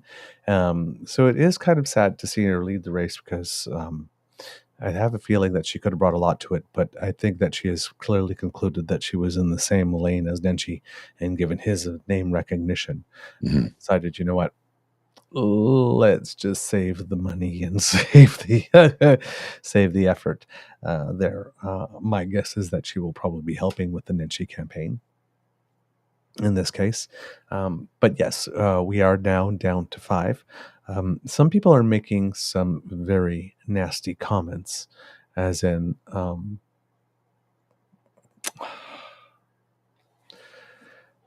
sort of like, those 2 weeks were like the highest point in your career or the highest point in your life. Yeah, I saw And those that's, comments. sort of all you're going to do. Oh, well, there you go. I'm excited about my new role as executive chair for Nanshi's campaign. So yes, she is joining. She's really joining executive chair of the campaign. So there you go. And you know what? We've got another one from Nenshi here that actually features Raki Pancholi in it. So I'll give that to you, Mr. Grizzly, to put up. It's about 2 minutes. But I'm sure that this will be really interesting, because if they've already got this out, and that came out March 27th, 2024 at 4:53 p.m. on Nenshi's feed. So he's working fast. Oh, yeah. He's working fast. Just before we get to that, I've got another clip to share with you first, and then we'll show that, because this goes hand in hand. Trust me. Yeah. So she has her step aside video too, which we could show. It's about 3 minutes and 40 seconds. But in the tweet that she said, running for Alberta NDP leader has been the honor of my career. I'm so proud of the bold, hopeful, and optimistic story we told about Alberta. But today I'm ending my campaign to support Naheed Nenshi in our shared goal of growing this party in every corner of our province. So she explains that. But if you would like to play the one that we have here, let's see what their initial collaboration looks like. Just a second here. Okay, we'll show this, and then I'll show the other one that I want to show you. This is their collab, if you will.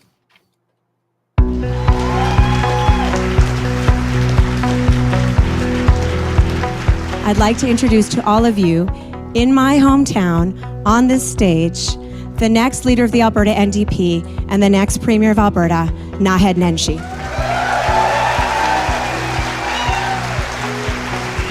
So I've always been an Edmonton Oilers fan. I bleed blue and copper, and I want to share with you my jersey that I've worn for years and years and years. The slogan for the campaign: for Alberta, for all of us. I thought that that's how I would say it, that the emphasis would be on the word Alberta and on the word all. But what I've learned in the last 2 weeks is, in fact, it's not the words Alberta and the word all that have really resonated with people.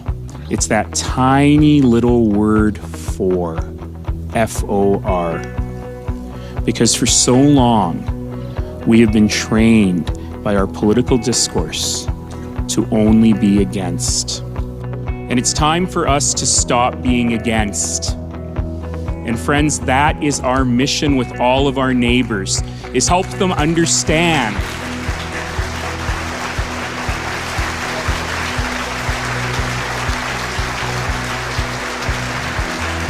is to help them understand that for is possible. So my friends, for Alberta, for all of us.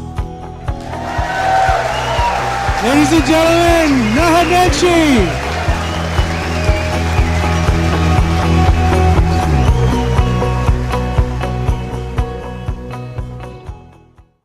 Okay, they worked doubly fast, because her video saying that she was running, dropping out of the race, was posted March 26th at, let's say, 10 a.m.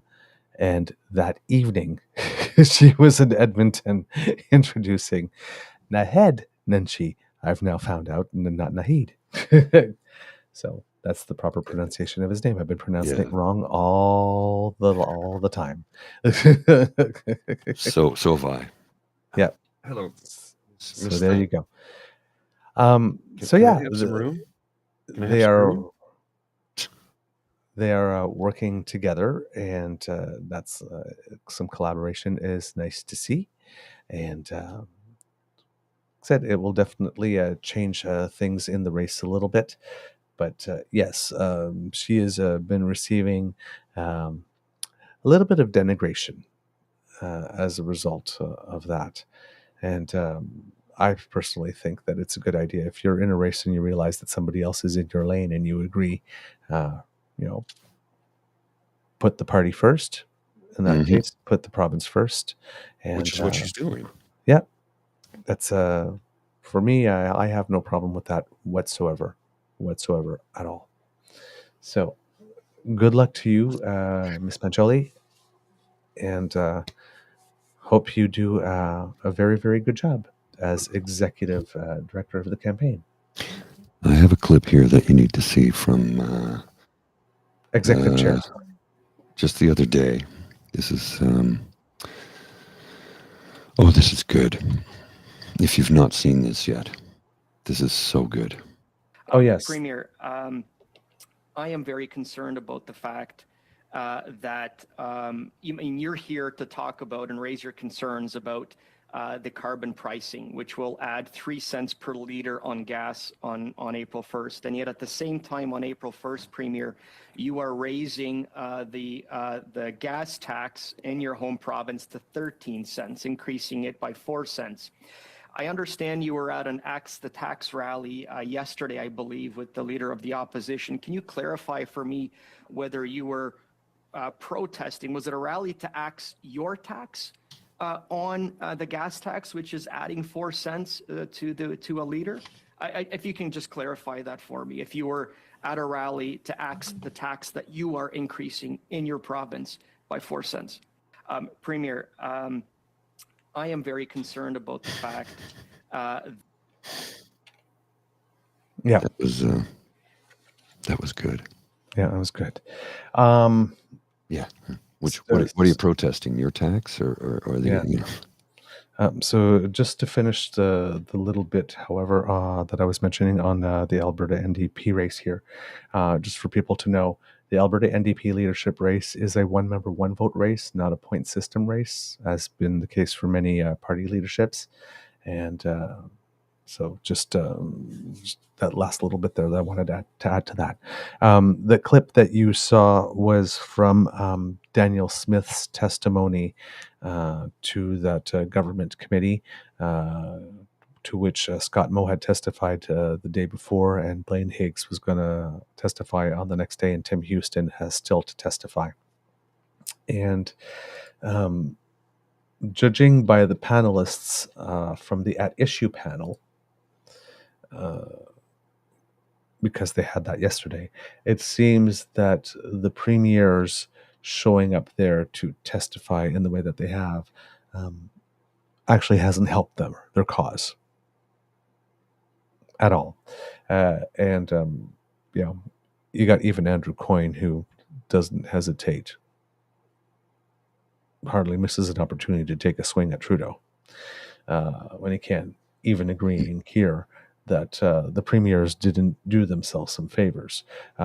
As we mentioned the other day, you had Scott Moe basically saying, well, yeah, we did consider other methods, but they were too expensive. So then why are you objecting to carbon regulatory pricing then, if it actually does have some success and is less expensive? You have Blaine Higgs. And then Scott Moe saying, well, I don't think we have rules. We should just let them reduce their carbon themselves and not regulate them or frame them. Just rely on the goodness of their hearts. They'll see it and they'll do it eventually. The only thing that's going to do it eventually for them, if it isn't going to be in-house regulations, is an inability to export their product. And let's remember, kits and cubs, that one of the reasons for which Chrystia Freeland, early in the Trudeau government mandate, had to go to cameras one day, pretty much in tears,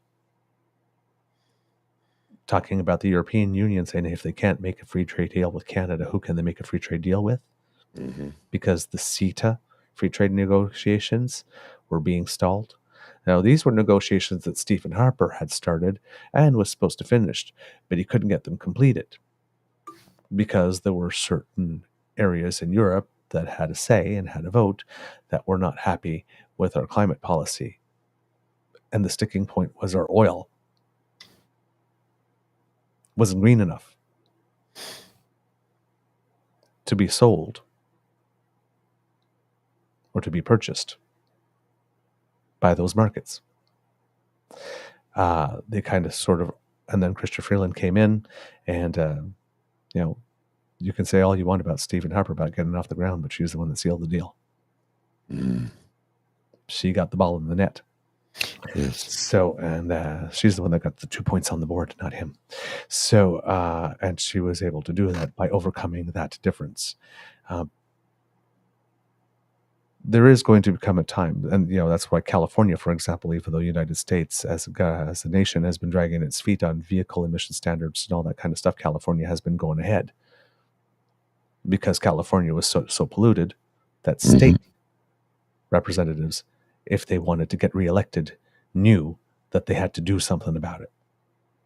So they did it, acted with the emission standards, and since California is, I think, on its own, I think the 7th largest economy in the world, or 10th, or something like that. There are more people in all of California than there are in Canada.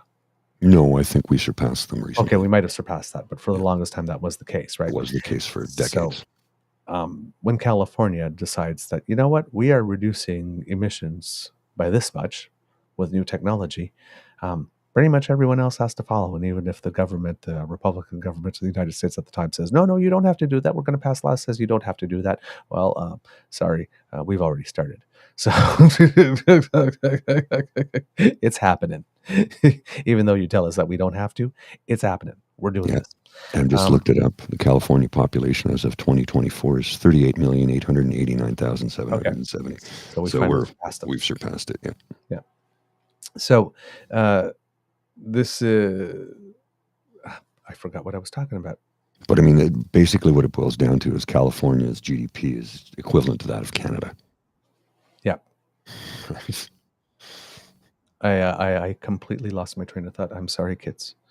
That's okay. I've got a couple of topics we can discuss here. One is I would like to, if somebody could remind me of what. I have no idea. I have no idea. Okay. No idea what you're about to bring up. I don't know what was in your head, dude. Sorry. I mean, my lovely spouse sometimes. What was I saying? I don't know. I don't know what you were saying. I'm always lost. Don't you know that? Squirrel. So on April 10th and 12th here in Ottawa, the Canada Strong and Free Network is having a hate rally, I guess. I don't know what else to call it. We're excited to announce that the Honorable Pierre Poilievre will be a keynote speaker at this year's Canada Strong and Free National Conference, April 10th to 12th. And I'm going to put a link to their webpage where it shows the list of their speakers, and some of them are Andrew Lawton, for one. Who else do we got here? Anthony Fury. There's people here, I don't know who they are. It's interesting, some of the people in this lineup. Danielle Smith, Pierre Poilievre, Tony Abbott, Michael Chong, Jen Gerson, Kate Harrison. There's a collection of interesting individuals in here. Boris Johnson, former UK Prime Minister, former Mayor of London, is going to be speaking at the Canada Strong and Free Network hate rally. I'm calling it a hate rally. You can call it whatever you want. I don't know, man. Some days I just don't know what to think. And this is one of those days where I'm just puzzled. A little bit of history, if you're, for those of you who may not be aware, on this day in 1966, George Chuvalo and Muhammad Ali fought. Ali called Chuvalo, who signed up to fight 17 days prior. called him the washerwoman. Ali won the 15-round fight and said Chuvalo was the toughest man he had ever fought, and he said that he was the toughest fight he ever had. Chuvalo had literally 17 days to train for a fight, where you train for months, right? So anyway, there's some history for you on this day. Right. I remembered what I was talking about. I was talking about the difficulty in exporting oil products. Yeah. So if it weren't for internal government regulation, it would be the ability to export the ability to export products that would bring corporations to finally make the correct decisions with regard to carbon and selling our oil. So when Scott Moe goes to the carbon committee, not the carbon committee, but this committee, and says, I just believe that we should rely on the good faith of these companies to do the right thing. We shouldn't charge them anything and tax them on anything. That's not a workable solution. And then when you have Blaine Higgs come in and saying, well, you know what, you really need to help us explore finding more shale gas. That's our way out of the climate thing. And then you've got Danielle Smith saying, if we exported more oil to India or all these other countries that are using coal or whatnot, we could get a discount. We could get recognition for that. And it's like asking, well, why wouldn't India want the recognition themselves for having done that? It's like, what country in the world is going to say, hey, you know what? Hey, Canada, since we bought LNG from you to replace the coal that we're using, let's not count that in our column as something we did to reduce our GHG emissions. Let's give you the credit for that. No, that's not how it works. How it works is GHGs produced in your country. Because going around and saying, hey, like this, if we just sell lots of LNG to all these countries to replace something and we get the credit from it, we are not reducing our GHGs. We're helping other countries reduce theirs, but we are not reducing ours. Yeah. It's basically an excuse, again, if a hall pass that they're giving themselves to not have to do anything. Let's just keep on ripping it out of the ground and putting it in a train or in a tube and doing absolutely nothing. Because if other people use our product rather than another, then it's already better for the world, and we should get credit for having pulled it out of the ground without doing anything to pull it out of the ground in a more clean way, in a more responsible way, without having to clean up our mess ever. Because we only produce 2%. So let us just keep on producing our 2% and we'll help everybody else. If we help you produce 11% rather than 15%, can we still keep on producing our 2%? That's basically what these premiers are asking for. So the federal government, as we saw yesterday with Justin Trudeau, with that clip saying, hey, listen, premiers, this program was designed in such a way that your citizens don't have to pay the federal backstop. All you have to do is come up with your own made in whichever province, insert name of province here, solution that meets at least these criteria, and you're free to do what you want. But these premiers don't want to do that. They don't want to make the policy choices because they'll have to wear them if people are not happy with them. So they'd rather just let the federal backstop apply and then say it's everything that's going wrong in your life, it's the federal government's fault. Never accepting responsibility for anything ever. It's the complete lazy way out here. But what these 3 days of testimony have done is made it very clear to the world and to Canada that these premiers who are opposing carbon regulatory pricing literally have nothing to offer. Let's rely on technology that has not proven itself to date and is not upscaled and for which we have no plans and have expressed no commitment to financially back when it comes to upscaling. Give us more money to explore other types of fuels that are less polluting than coal. Hey, Danielle Smith from Alberta was talking about some nuclear stuff. Yeah, okay, that might be online by 2050. But in the meantime, we just keep on polluting? In the meantime, we find more of her quote unquote base load. It's just they have no None. solutions. And these committee appearances have made it very, very clear. I would be, again, if I were the Liberals, I'd be pulling clips left, right, and center from this and putting them together and showing that just like they've got no plan. They've got no plan. As that questioner, I believe he is from the Liberal Party. Wish I knew his name off the top of my head. But that man is basically, asking her, and this is one of the things that Doug Ford actually did do well in this case, because he announced that he was maintaining his gas tax cut. Whereas Danielle Smith said, well, that gas tax cut that I put on, well, oil isn't selling at as high a price as I need it to, so I need that tax dollars now. So while I am actually going to put that extra 4 cents on the price of gas and not call it a tax grab, because it is, I'm going to complain about the 3 cents coming in from the carbon tax that everybody's known as coming since the last election, because the scheduled price increases has been made public, like for 5 years. This is They let us know 5 years in advance what was coming. It's not a big surprise. That 3 cents will curve your spine and make you choose between heating your home and putting food in your belly, but her 4 cents will not. Well, it's Courtney Theriault from Right. I get Alberta. Courtney Theriault is a midday 6:30 CHED, which is, I believe, an Edmonton station, CHED. He said, yesterday morning, Alberta Premier Danielle Smith called on the federal government to cancel its proposed carbon tax increase. Yesterday morning, the Alberta NDP called on the UCP government to cancel its increased restoration of the provincial fuel tax.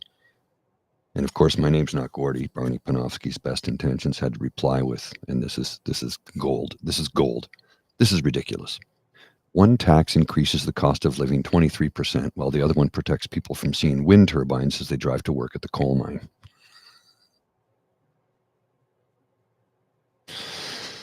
I think that's great. Well, and it goes back to the MLA saying, are you protesting the carbon tax or your tax? Because your tax is more expensive. I just exasperated every damn day.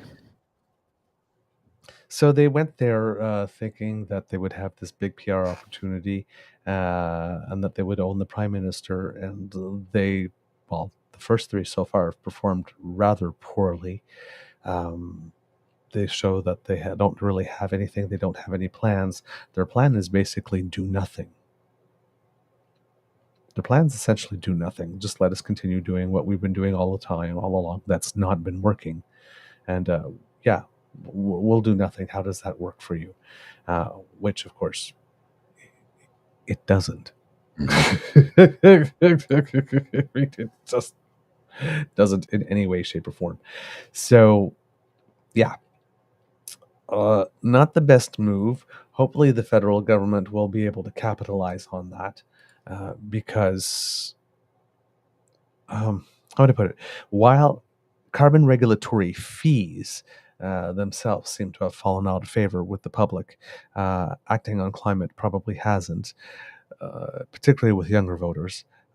The main problem, however, is, and I think it was Chantal Hébert who accurately pointed it out on the issue panel, is that while acting on climate still is a priority for Canadians, as opposed to a couple of years ago, like pre-pandemic, when people weren't facing the high inflation and the high interest rates, it's not that they don't care about the environment, it's just that there's other things that they care about more at the moment because they're feeling a crunch now. So environment is, moved like from number 1 or number 2 to about like number 5 in terms of a priority. But that's, again, those are numbers for the general public. That may not be the case within certain demographics specifically. That said, one also has to be cautious when relying on the youth vote saying, well, the youth are really pro-environment, though, you really have to do that if you want to keep them. Well, they're the ones that are not able to save for that down payment. Yes. So that may not be a given. The traditional, the common knowledge or the common wisdom may not be exactly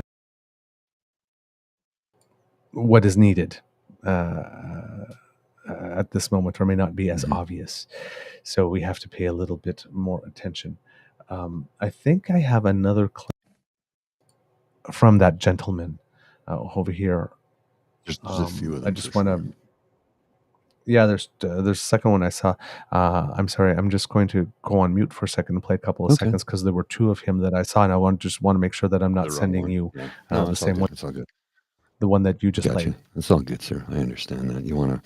We don't want to be repeating ourselves if we can avoid doing so, because let's face it, nobody likes a broken record or a skipping record, and we certainly don't wish to be that. I have my dog sleeping beside me, and my lady curled up on a blanket beside her, sleeping and snoring right now, which I think is hilarious, because when she watches this later, she's going to get mad at me for telling everybody that she snores sometimes. But that is what is happening as we speak. And Lola loves to sit right in front of that very bright light I use for my green screen for some bizarre reason. I think she likes the heat that comes off of it. Yeah, this clip you just sent me, sir, is from the same individual. I don't know if this is a longer clip that you've got. Yeah, I showed the second one. This is the first one that you just sent me. Okay, we'll bring this up from the start, and I will show it in just a second. As I got to cue it up here. There we go. I'll put it up and load it in, and we will play this clip. And watch and enjoy. This is simply delightful. Can you tell us whether climate change caused these wildfires and these smoke days? Yes or no? I would say that 60% of the fires are caused by human activity, and so we're doing a public campaign to make sure that people are safer. Well, I thought you would say that, Premier, because I looked at a report from your own Forestry and Parks, which stated that there were 1,121 wildfires last year. Of those, 91 were caused by arson, which is and that includes 262 acres. Out of the 2.2 million acres that were burned, it's only 0.1% of land that was burned was caused by human activity. Can you speak about the vast majority that was caused by, again, by drought conditions and the heat conditions in your province? And furthermore, the most important question, Madam Premier, what are you doing to fight climate change and the forest fires and the drought in your community that is devastating land in your community and communities? Well, I apologize, 60%. Yeah. So she's going around saying that 60% of the wildfires were caused by human activity. It's not even close. No. It's not even close, and not even 1 full percent of the area damaged by the wildfires were caused by fires that had human source. And of course, when they're talking about human source, their claim is always somebody was arson, somebody did it on purpose, as opposed to somebody who maybe just didn't properly manage or properly extinguish a fire. Who knows? Or, discarded carelessly a cigarette butt or something. All the other ways that a fire can start, or started a little campfire and whatnot, and there was an ember that went somewhere, and then whoops, whoa. So, but literally people like, lighting a torch and, setting things or pouring gas on stuff and then lighting it up. That's their take. And of course, all of these people who are setting these fires, of course, are climate activists and liberals and whatnot, trying to actually fill the air with smoke in order to create a situation that is so terrible that will make everybody say, okay, let's pay more for climate. That's the premise here, is that all of us have decided, literally, us on the left, to literally torch our country in order to get the right to agree to climate options. It's beyond ridiculous. If you actually stop to think about it for a second or two, right? So, yeah, that sounds good. But if you actually stop to think about it, for this to be true, what else also has to be true? It is damn right ridiculous. Agreed. There's nothing there that makes any sense whatsoever. And we have, Stephen Lecce from the Ontario Progressive Conservative Party that says, Progressive Conservatives reduced the fuel tax by 10 cents per litre. Liberals will increase the carbon tax by 23%, as if it isn't expensive enough to live. Share and comment below if you stand with us against this tax grab. It's not a tax grab. It gets returned to you. Yeah. Number one. The provincial gas taxes are tax grabs. Now, Danielle Smith will turn around and says, well, we use that money to build roads, something that Stephen Guilbeault says he doesn't want to do anymore. Stephen Guilbeault doesn't put a cent into building provincial roads. Never has. That's a provincial thing. Trans-Canada Highway, interprovincial links, that type of stuff, interprovincial bridges, things like that. I guess, but not the roads in your community. Not the road from downtown to where the mining is happening. Federal government maybe contribute a couple of money in it in terms of an infrastructure or economic development thing. But in terms of we need a road here because we need a road, here, there's some money. Federal government doesn't fund provincial roads. It's not a thing. So whatever Stephen Guilbeault had to say there has pretty much no bearing on what it is she has to say, and besides, it was all torqued. But when it comes to governments making the pledge or making the claim that they've reduced the fuel tax, it's let's be precise here. You did not reduce the fuel tax by 10 cents per litre. You maintained a previous reduction of the 10 cents per litre fuel tax, which means that you maintaining that doesn't result in any additional savings for people. It makes no person's life better. It simply maintains the status quo. Now, if you're coming with another 10 cents per litre reduction, then you'd have something to crow about. But we took 10 cents off a year ago, and we're keeping that 10 cents off. Sure, it's a relief that there's not an extra 10 cents going on, as is the case in Alberta, where there's an extra 4 cents going on. But it doesn't. The people who had 10 cents off yesterday still have 10 cents off today. Their financial situation is not worsened by that, but it's not improved. So congratulations on patting yourself on the back for something you did a year ago. Trying to repackage it as something that you're doing now.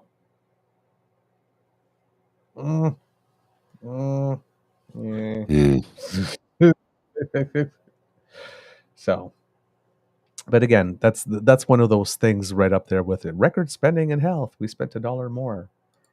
We didn't keep up to inflation or whatnot. Yes, we cut the gas tax. No, you're maintaining a previous cut of gas tax. Not the same thing. Nope. But nice try. Nice try. The points for creativity and effort. Good try. Nice try. That's a good try. Oh man. Let's see what else. Oh, maybe. Can you talk for a little bit? I might have Kit Angela. I can always talk for a little bit. You know that. I mean, my goodness gracious me. I'm capable of filling airtime because as someone who has worked for decades as both a DJ and an MC, I can fill airtime when needed to be filled because, let's face it, silence is the enemy in the podcast world. Whether it's a visual service or an auditory-only service, we need to have as little silent breaks as possible because you can lose your audience that way. And I don't want to lose anybody. We want people to be happy and informed and enjoying the program and what we can offer to you. I just put a link in the chat for those of you who are watching on multiple platforms, because we are on multiple platforms right now. If you want to click on that link, it should be it shows up in Facebook, YouTube, Twitch. It doesn't show up on Twitter, unfortunately, but I will go into the Twitter feed and put a link directly to the program. So if you like, you can join us on our YouTube, and you can join the chat here. We just find the feed, because we do have a live feed. There we are. I see it right now. I'm going to just paste a link to the chat. Paste a link to the YouTube feed for those of you who would like to join. And you can sit and watch and join in the damn fam while we, whoops, I don't know what's going on there. My computer just went haywire. For some reason, it's trying to print something. That's bizarre. I didn't ask it to do that. That was very strange. No, where did my link go? There we go. Just paste that right in there. So I've pasted in a couple of different Twitter feeds, Twitch, and in multiple YouTube streams. If you want to join in the chat with the damn fam, you can do so. And you can become a member of the damn fam, because we're always welcoming more people. This is interesting. The Walrus. Is that from the Walrus? Yeah, the Walrus. Oh, okay. This is from David Moscrop. Interesting. David Moscrop says, voters are begging for something, anything different. Why Poilievre will win. Yeah. From David Moscrop, a man who, as you well know, is a staunch NDP party supporter. He believes in punching up, never punching down. David is a friend of the show. He's been on a couple of times. A brilliant writer. And I should say Dr. David Moscrop, because he does have his doctorate. And he's saying here that it's predicted that Poilievre may win the next election. But I haven't read the whole story. I will give it a good read, though, because if your initial reaction is to reply with but, I've got news for you. The Liberals themselves know he will win. It's time to understand why, to prepare, and to regroup. Interesting. And the very people he is appealing to will suffer under the most crippling austerity measures that would even make the UK Conservatives blush. Yes, that is correct. As we mentioned on the show, Liz Truss's economic policy campaign is the one that Pierre wants to put in place, except that Pierre is not on the board. Canada's not on the border of an economic crisis and isn't trying to negotiate its place in the world again after pulling out of Brexit. That's why Liz Truss's failed. But Pierre has a bit of cushion. Interesting, huh? Yeah. You got anything else from the piece? From that piece, oh well, I can get into it. He's saying it's Pierre Poilievre's Canada now. That's what the pundits say. That's what the numbers say. It's a brave, perhaps deluded outlier who will take odds on the Liberal government remaining in power after the next election. Between February 15th and 21st, Abacus data found 41% of surveyed Canadians intended to vote Conservative, well ahead of the Liberals, who sit at 24%.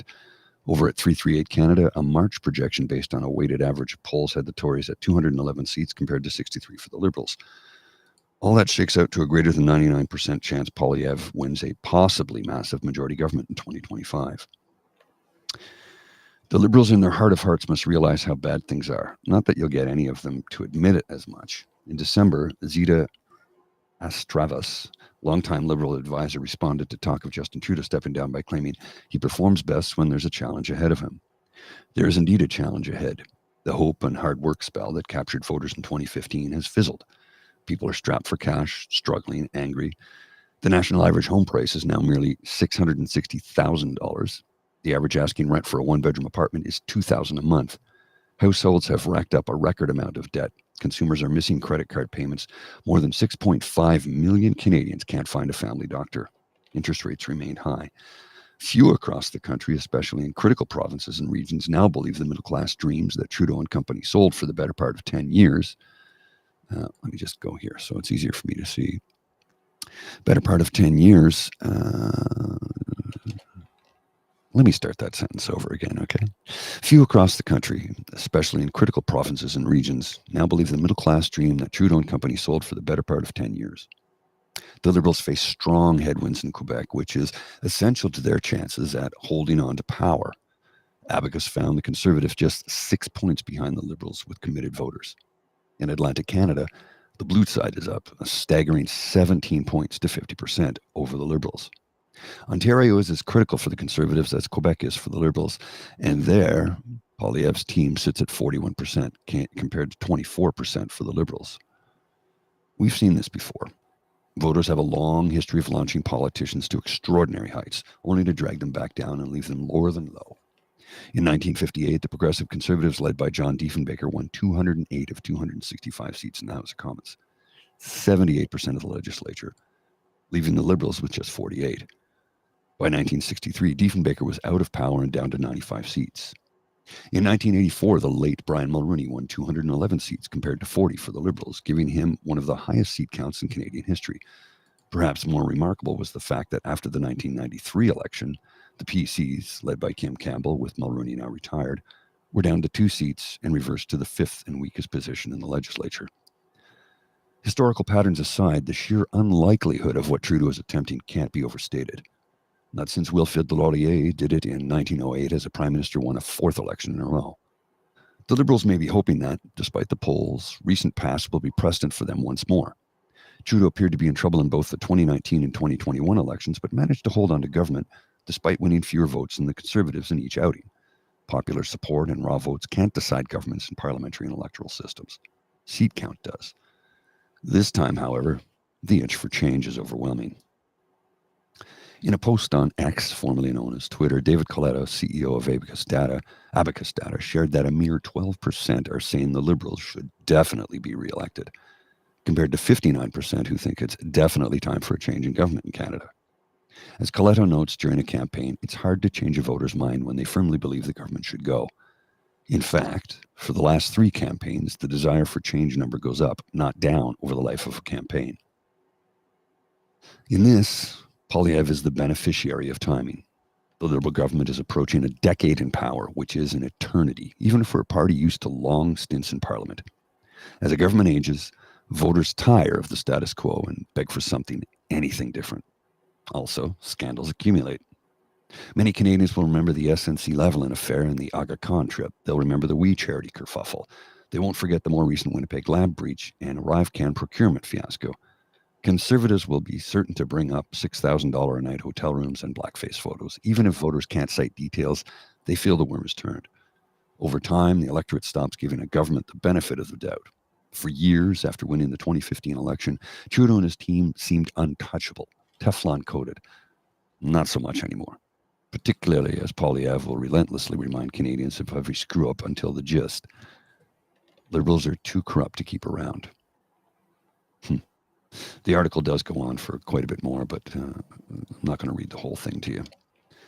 It's troublesome to think that people are so desperate for change that they will elect an autocratic, borderline fascist dictator who will bow down to his corporate overlords and sell us out for the smallest little sliver of pie. He doesn't care about us. So I hope people aren't so eager to change government, to vote the government out, as they are to, elect a government that actually will do stuff for us instead of harm us. Mm-hmm. Because a government under Pierre Poilievre will be harmful. Will be harmful for the vast majority of Canadians. There's a few that will benefit from it, the wealthy few. The rest of us, we'll suffer. Indeed. Got a couple of updates on some stories that we have been following for you with regard to the Israel and Palestine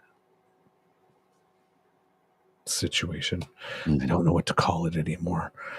Well, somebody will pillory you for whatever title you put on it. So yes, I know.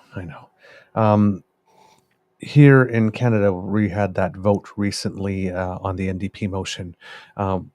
Something that we didn't know when we were reporting on it is it seems that what happened with the motion, the Liberal amendments to the motion, made it such that the entire debate that happened in the House on the motion that was originally proposed essentially became moot because everybody debated the original NDP motion, and it seems that the Liberal amendments came in about 20 minutes before the vote. Now, the amendments were accepted by the New Democrats, which causes some questions as to why it is the New Democrat would agree to have their motion upended in the way that it was, because the original motion called for an immediate recognition of a Palestinian state, which does cause a problem for the Canadian government in the sense that, given that we are a pluralistic nation, with people from significant numbers of people from both diasporas in the country, it is the question of recognizing formally a Palestinian state while Hamas is still in control of it, creates some optic issues that are probably not the best.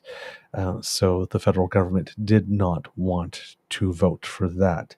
It seems that the NDP got some pressure from one of Canada's largest Muslim groups that said they would prefer to have a motion pass that had substantial support than a motion fail or a motion pass that had, just barely enough support.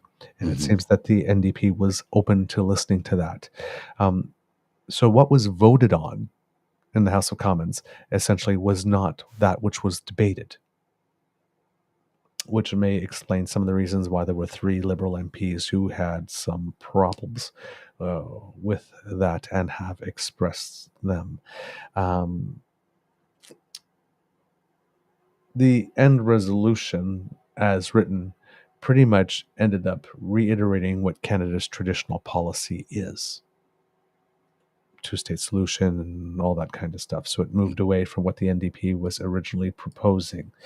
The 3 Liberal MPs who had a problem with it were Marco Mendocino, Ben Carr, who the son of Jim Carr, out in Winnipeg, late Jim Carr, great man, by the way, who gave a lot in service to his country.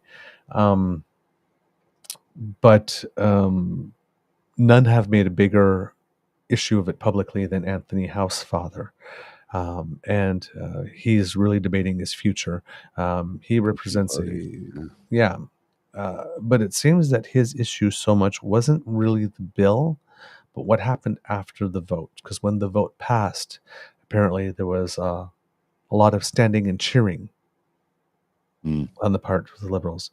And that's the part that rubbed him the wrong way. Okay. Interesting. So I think had the motion just passed and everybody had been calm and demure about it, like, this is the decision, this is what we got to do, that's fine. But everybody seemed to be happy, or the cheering and the clapping may have been construed as happy about getting out of that or whatever, as opposed to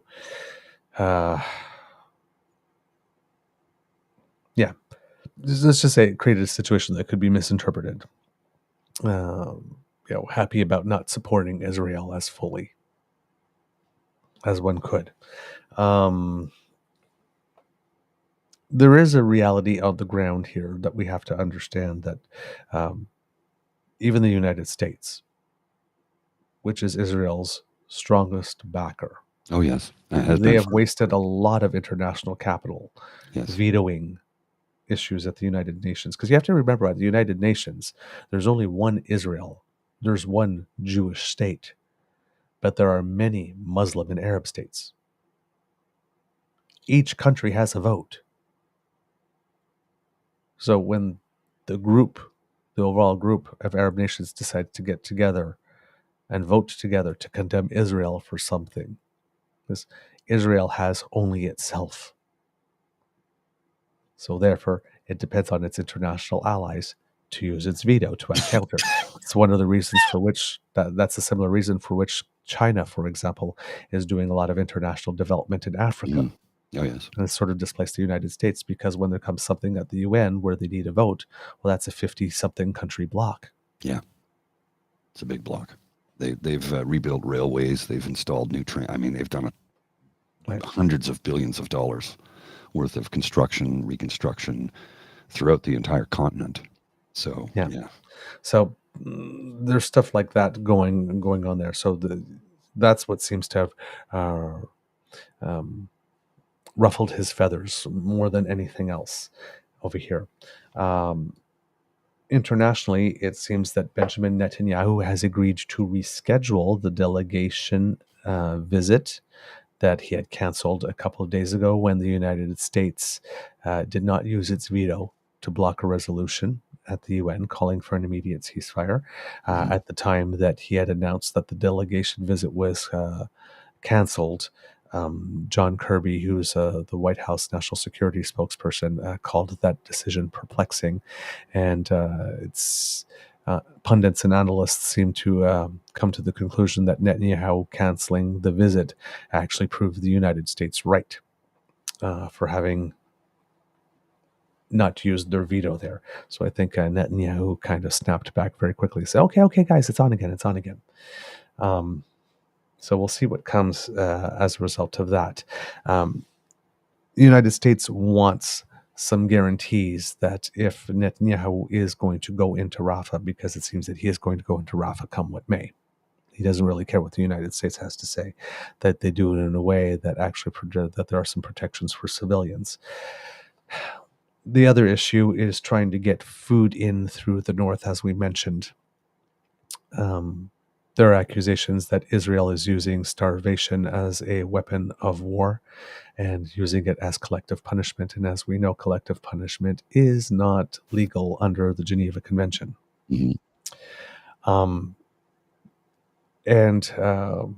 Basically, aid agencies are saying that 20% of the needed aid is currently reaching Gaza. The UN High Commissioner for Human Rights says Israel is largely responsible for this. Famine is now a significant risk in Gaza, and Israel has legal obligations under international law as an occupying power to make sure that aid gets there. So it's not only one neighbor to another, but by virtue of the fact that Israel is an occupying power in Gaza, they have specific international obligations that they must adhere to. And it seems that they are not doing well. The argument being made is that they are not doing it at the moment. This is leading countries such as Ireland, for example. And Ireland has an interesting history with the Palestinian issue historically as well, back in the days of when they were still having the Troubles. One of the flags that you would most often find in an Irish pub is the Palestinian flag. There was a lot of sympathizing with each other's causes during the time, based on certain parallels.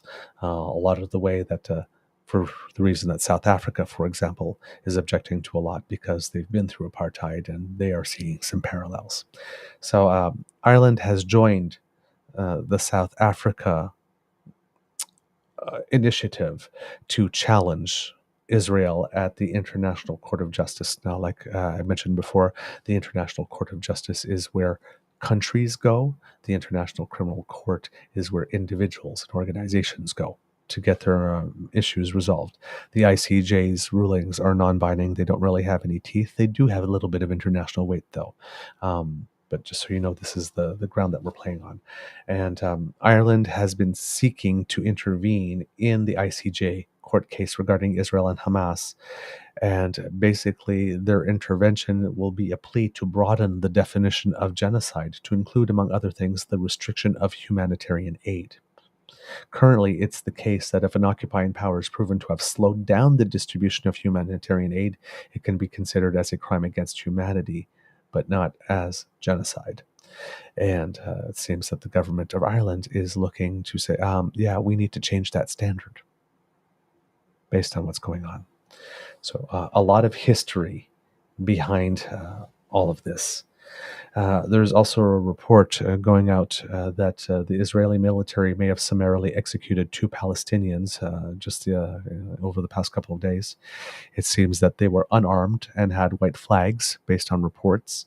Al Jazeera obtained video of the incident, and they claimed that one of them was shot pretty much at point blank. And later on, you can see a bulldozer pushing their bodies, then burying them in sand and litter, being described as a suspected attempt to cover up the incident. Yeah, I saw the video. It's pretty harsh. Yeah. So we'll see that. On the United States side of it, New polling from Gallup in the United States shows that there's a significant shift in the attitudes of Americans to the war in Gaza.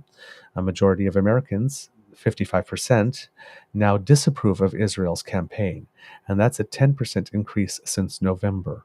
So in the United States, the general public has gone from being slightly majority, in support of Israel's moves to slightly now disapproving of Israel's moves. And in November, half said they approved of the campaign. Now it's little over 1/3.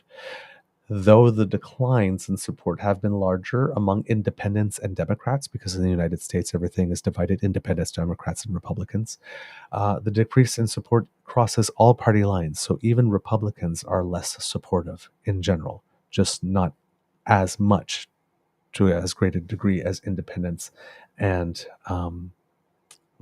Democrats. So, and for the president himself, President Joe Biden, his job approval rating is no lower now than it was at the start of the conflict. So, what he's been doing so far hasn't cost him. We also mentioned that there had been some negotiations between Israel and Hamas for the release of some hostages, and it was Israel had basically said that they were all in for the agreement. They were waiting for Hamas to say something. It seems that Hamas has come up with a counter proposal to get a higher number of prisoners released. I don't know what their initial number was, but it seems that the Palestinians have said, no, we want a greater than 700 Palestinian prisoners released in order to secure the release of 40 hostages. So we're going like ratios 40 to 700. Wow. Greater than 700. And it seems that Israel is quite willing to let 700 prisoners go in order to get those hostages back. Yeah. So that's pretty much what I got on that, the most recent things. The only other thing going with it is that the use of the United States veto at the UN was a bit of a surprising move, in that I believe it was Vice President Kamala Harris who was hinting that measures like this could be coming. And it was the assumption from pretty much everyone that no longer supporting Israel with the veto would be something that would happen if Israel had started their incursion into Rafah. Mhm. Well, this happened before. So the United States walked their talk on it before Mhm. there was an incursion into Rafah, which means that, at least according to Bo of the Fifth Column, there would be only two other potential consequences now remaining if Israel goes ahead with United States disapproval. The first one would be the cessation of sales of arms. People have been talking the cessation of sale of offensive weapons in particularly, but not defensive weapons, but it could get to the point where defensive weapons as well. That would be a sign that Israel, the government, Netanyahu government has really crossed the line with the United States. The other one would be very, very, very substantial sanctions imposed upon settlers.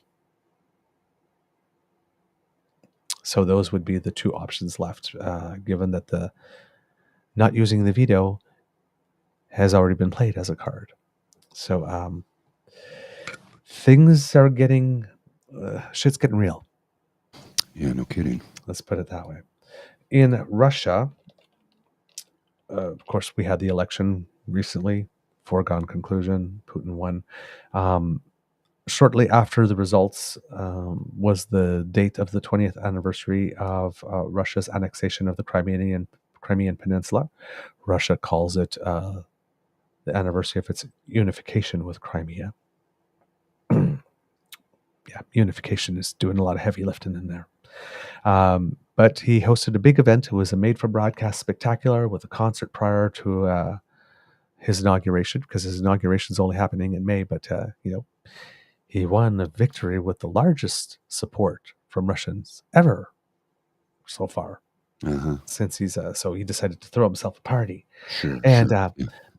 you know who else was in attendance at the party? You know how the election was really fair? The 3 Kremlin loyalists who were approved as opposition candidates were part of the ceremony. Wow.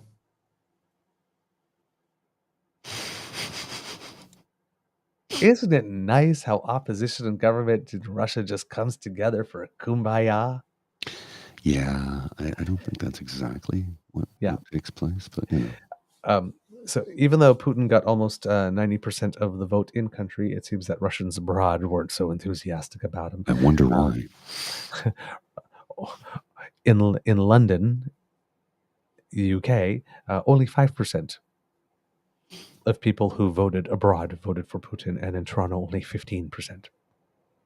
Wow, that's higher than I expected, though. Yeah. Yeah, the 15% was a bit of a shocking number for me, too. Yeah. When I read that. It also, in the news, it seems that Belarus, which is one of Putin's allies, Belarus actually has a leader that's even more dictatorial than Putin is at the moment. He actually lost the election and decided, no, I'm staying. I'm staying, and you, and you, and you, you're gonna love me. No, they don't love him. But he may have screwed his buddy Putin over because it seems that somewhere along the way he publicly acknowledged that the alleged terrorists who attacked in Moscow were actually heading to Belarus, which I think it was like it took off all about like 30 seconds for Putin to say, we like this. I think that they were trying to escape through Ukraine. Hint, hint, and Ukraine was helping them. Well, it seems that the leader of Belarus kind of ran his mouth a little too much, and it's going to make it a little harder for Putin to try to sell that narrative in his country. If I was the leader of Belarus, I wouldn't be hanging around open windows. Yeah, no kidding. I've got some breaking or news staircases. Breaking news. Okay. Lou Gossett Jr., the first black man to win Best Supporting Actor Oscar, has died at the age of 87. Oh, no. Yeah, that was for an officer and a gentleman. He won the award. Yes. I remember watching that live when he got the award. He walked up on stage. He said, "This is for me and the other fella," and walked off. Not what did he say? Not this is for the other one of us. I think it was. I can't remember exactly the quote. It's 42 years ago. But yeah, he just passed away at the age of 87. I don't know. It doesn't say if there was a cause or if he was just the body eventually gives up. Right? 87 is pretty good. Yeah. Yep. Speaking of passings, by the way, in the United States, former vice presidential candidate Al Gore in 2000 and Senator Joe Lieberman died at 82 from complications related to a fall. He was the first first person of Jewish faith who was on a presidential ballot in any way. So very historically significant. In Haiti, last reports are that Global Affairs Canada have confirmed that 82 Canadians have now been lifted out of Haiti. It says that there are about 3,000 Canadians registered with Global Affairs in Haiti. Not all of them have expressed a desire to leave. The last time we had reported, I think there was 300 people that had looked into it. There might be more by now. But 82 have been airlifted. It seems that they're able to get about 18 per day, about maximum in and out, from what I can tell. And slightly different in tone, but it seems that in Spain, prosecutors want former Spanish soccer chief Luis Rubiales to get 2.5 years in jail for sexual assault for the unwelcome kiss that he planted on star forward Jennifer Hermoso's lips live on TV, broadcast to the entire world to see after Spain won the Women's World Cup of Football last year. Rubiales describes the kiss as mutual, which Hermoso vehemently and vigorously denies. But yeah, prosecutors are looking for 2.5 years for him. Interesting. Yeah. I like it when we get to check in with a couple of stories that we had been talking about every now and then. Sometimes it's not enough. You get a little bit of information. It's not enough to go into it like for 5 or 10 minutes and have a big discussion. It's just, oh yeah, this little thing happened. But I like to bring them to you because sometimes we wonder, gee, whatever happened with that? It's like, oh, these are things that have happened with that. Do you have anything, Mr. Grizzly? Well, just I'm going to go back to the well on this one when it comes to Pierre Poilievre saying, he says one thing, 200 experts refuted. Who to believe? And there's a comment from Dale Thompson says, well, it's a mathematical certainty. There's more than enough of these 200 economists who are conservative leaning, but they've also concluded with pure analytical facts the best way to combat climate change is with a carbon tax. Yeah, I'll believe the economists at this point. Well, yeah. I mean, why wouldn't you? Yeah. I mean, come on. They're doing all of the analytical data mining to go through it to find out, this is the best way to do it. And this is not, the Parliamentary Budget Office or the PBO actually said, several economists had said this is the best way to combat it. Mm-hmm. You have Laura Osman writing for the Toronto Star. Here's that conservatives blast pro-carbon price economists as so-called experts. Mm-hmm. Yeah. The federal conservatives say they won't be taking advice from so-called experts when it comes to carbon pricing after more than 200 economists signed an open letter challenging Pierre Poilievre's stance. Instead, the party is pledging to listen to common sense of common people. The comments come after economists associated with universities across Canada took aim at common claims in the heated debate over the policy. They're pushing back on assertions the carbon price has driven up the cost of living and calling out opponents for failing to pitch a less costly alternative to reduce emissions. So they're basically borrowing a page from the Prime Minister here on this one. The opposition Conservatives have been almost singularly focused on abolishing the carbon price in the lead up to the scheduled increase to the levy on April 1st. In response to the letter, Tories say experts are living comfortable while forcing a 23% tax hike on Canadians already struggling with the affordability, blah, blah, blah. So that's basically all that they have in that Toronto Star article. It isn't so much about the letter, unfortunately, which is what I was looking for when I looked it up. When I looked it up. So I will keep on looking for that information here. There we go, from CTV. Whoops. Okay, Google did a really weird thing. It does that sometimes. It can be quite Google's finicky. been acting weird lately. Yeah.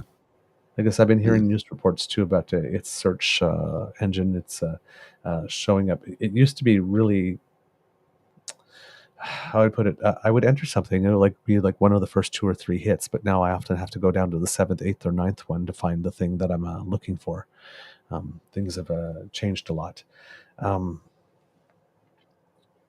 unfortunately, there. So sorry, I wasn't able to bring that in as smoothly as I would have liked for you, kids and cubs. So sorry about that. I was hoping to make a smooth transition here to bring you actually more information on what was said in that letter from the 200 economists, and I will look for it for you and hopefully find it before the show is over. Well, there's yesterday, JB was talking about what the Prime Minister had to say about how 80% of citizenry get money back. And this guy said, I'm in BC and I get nothing. It's like, it's because British Columbia has their own program, which they've had for a number of years. And by the way, you get a tax credit from the province.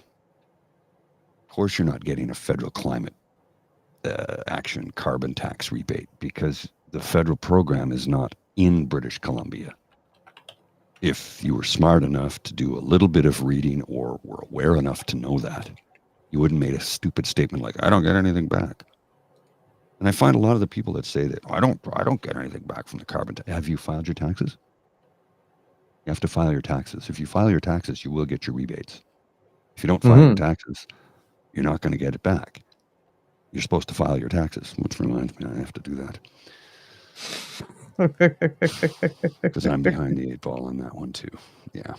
I just... And so, well, since we're talking about that, concurrently with all of that, there's been a report that's come out that says that the federal government is, when we're talking about subsidies, government is providing billions of dollars in financial support for the fossil fuel industry, despite measures announced last year to limit certain types of subsidies for the oil and gas industry. The analysis released by the advocacy group Environmental Defense estimated that Ottawa offered up at least $18.6 billion in support of the fossil fuel and petrochemical industries in 2023. That includes $8 billion in loan guarantees for the Trans Mountain Pipeline, $7.4 billion in public financing through the Crown Corporation Export and Development Canada, and $1.3 billion for carbon capture and storage projects, which still have not proven themselves. Climate activists for years, sorry, that last little bit was my editorial addition, for years have been calling on Canada to scale back its support of the fossil fuel industry and instead prioritize cleaner, renewable forms of energy. Quote, "This is kind of the litmus test of whether the government is actually going to take serious action," said Julia Levin, an associate director at Environmental Defense who prepared the report. "It's failing that litmus test by continuing to give federal subsidies." Environmental Defense's numbers are down only slightly from last year when it calculated $20.2 billion in financial support, even though Environment Minister Stephen Guilbeault eliminated inefficient fossil fuel subsidies in July. The framework regarding inefficient subsidies is meant to phase out funding for oil and gas with some exceptions, such as for projects that reduce greenhouse gas emissions, support clean energy, or capture carbon and store it underground. Caitlin Power, a spokesperson for Guilbeault, said Canada, quote, "is the only country in the world to take the step of phasing out inefficient fossil fuel subsidies. To this end," she said, "the federal government is in the process of reviewing its tax and non-tax measures. But the new rules do not apply to public financing, such as commercially viable loans, which the federal government does not consider a form of subsidy." Oh, that's kind of interesting. Yeah. Actually. I can see why you wouldn't consider it a subsidy, Mm-hmm. In terms like how it's structurally defined. But, if you're giving people preferential loans at lower interest rates, then they would have to, if they had to go on the common market to get it. That is a subsidy. That's exactly how we're doing our green renovations here at home, right? The 10-year loan that we're getting from the city with 0% interest that goes on our tax bill, and then we pay it off. Had we had to take that money out ourselves in order to do that, we would be paying 7-8% interest on that. If we had to take it off on the line of credit, we're saving that. So technically it is a subsidy. It's just not how do you put it? I don't know how to yeah, it's not like somebody wrote me a check and say, "Here, do it," but it is, once we file all our papers and whatnot, and that loan comes on, and we start paying it back and all that kind of stuff. Yeah, that technically is a subsidy. It comes in another form, but it is a subsidy, and we may not have made the decision otherwise if we had to carry those charges as well. So, yeah. Interesting. The federal government is developing a plan to, quote, "phase out domestic federal public financing to the fossil fuel sector," which will be made public this fall. The policy will apply to financing provided by federal departments, agencies, and crown corporations, including Export Development Canada. The Canadian Association of Petroleum Producers says on its website that Canada's oil and gas producers, quote, "do not receive government production subsidies, nor is the industry requested or expecting any such support." So they don't receive subsidies for production. They just receive subsidies for almost every damn thing else, including trying to clean up their own damn messes, which they're supposed to do contractually. Oh, well. Many international organizations, including the United Nations Development Program, the International Energy Agency, and International Monetary Fund, have called for an end to fossil fuel subsidies. Critics argue they undermine climate policies by distorting the market and delaying the transition to alternative technologies. So there you go. According to the IMF, global subsidies surpassed $7 trillion US for the first time last year. Yikes. Wow. So Environmental Defense is pressuring Finance Minister Chrystia Freeland to include a tax on the windfall profits of the oil and gas industry in the 2024 budget set to be tabled by April 16th. Quote, "We should be taxing those windfall profits and returning that money to Canadians to meet their climate and affordability needs," said Levin. So there you go. That's what's going on with regard to carbon subsidies. So because we always have to look at both sides, right? There's how much it costs us to go green, and then there's how much it costs us to keep doing what we're doing. Yes, and how much it costs us to keep doing what we're doing is not only the costs of damage, which the Conservatives, Pierre Poilievre, stand up in the House and say that the parliamentary budget officer hasn't calculated, which we showed a clip yesterday of the parliamentary budget officer himself saying, yeah, we did calculate that, make an attempt to calculate that. But this is the part that's almost never, ever discussed, is how much are we giving in subsidies as well? Because when you add the subsidies and then add, for example, all the insurance payouts from last year for floods and wildfires and all that type of stuff, you're starting to talk about some real money here. Some of this money might be some province greater than some province's entire healthcare budget for a year. It's a lot of money. It's a very, very substantial amount of money. So yes, that needs to be worked on as well. If the federal government wants to be considered very, very serious on this issue, it needs to really move forward with what you do. I smacked my ear on my microphone. Oh, okay. Really needs to move on the subsidies. So when we're looking at this, right, we're saying that we're looking at it as a suite of policies. You have your climate fee at the consumer level. You have the climate fee at the industrial level.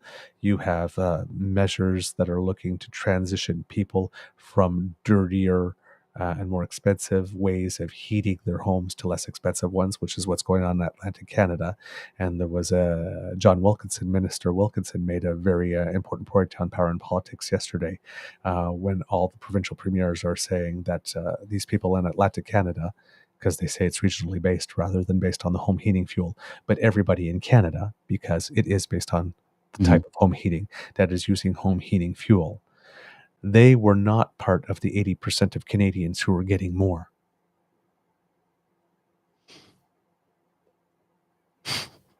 Back in the day, because they're paying 4 times more for the home heating. So while everybody's saying, like this, you paused that measure for 3 years, you gave them preferential. No, they were actually being harmed by the policy as it was. So giving them a break for 3 years on the carbon price while also helping them move away from it makes sure that they are being treated similarly to everyone else and will make a gain for the long run, a permanent gain in reducing the cost of heating their homes and in GHG emissions. So that's the part of the discussion that they often keep on saying, hey, well, we don't want to do anything but we still want to keep the rebate. The people that are gotten the 3-year pause. The tax was not removed. It was paused for 3 years because they're already spending more money than everybody else to heat. So if they're the ones that most need to make a transition and they're paying the most for the heat and have the least amount of money and are not part of the 80% who are better off, then you got to do something. You have to adjust the program. And that's what they did. So just putting that out there, that's a piece of information that very, very, very rarely ever gets out. Well, I have an interesting graph here from Jim Stanford, at Jimbo Stanford on the Twitter. He says, there's no correlation between carbon prices and inflation. Inflation fell when the system was introduced.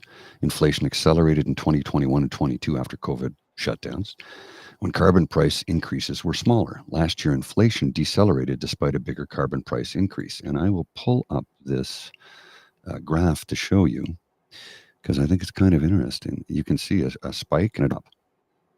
And here it is on the screen for you to see. Carbon tax 2019. That's the gray bar that goes up to $20. And then in 2020, 21, and 22, it's at $10. 2023, it's at 6%, which is $15. And you can see the inflation axis. Inflation dropped even though the carbon tax went up. Yep. Inflation was down when the carbon tax came in 2019, and it went up during COVID, and it dropped in 2023. Yeah. There you So go. don't let the liars lie to you any longer. These things don't move in lockstep. No. They just don't. It's just, I just get frustrated so often. So often. I just read something that it just came across my feed. This is from 2 days ago. I have to read this to you because this is the bizarre of the bizarre. This is from Nashville, Tennessee. The pregnant woman shot and critically injured by a Nashville Walgreens employee last year announced a lawsuit against the retail giant Wednesday. Oh boy. Travansha Ferguson is seeking compensation for the long-term health problems she and her baby suffered after Ferguson was shot 7 times in the store's parking lot. She was 7 months pregnant at the time and had been accused of shoplifting a tube of lipstick, accused of shoplifting. Apparently, Walgreens employee Mitrius, I'm not sure, Mitarius Boyd, confronted Ferguson in the parking lot when she allegedly sprayed mace at him. Metro Police said Boyd then shot Ferguson, according to police. He claims self-defense, is not currently facing any charges. 7 times he shot her for a tube of lipstick? In self-defense, she maced me. Okay, so, in Canada, we have laws about how you can respond. It has to be, lethal force. Only if your life is in serious jeopardy. She sprayed mace on him, so he shot her 7 times. A pregnant woman. What do you say to that? It's just...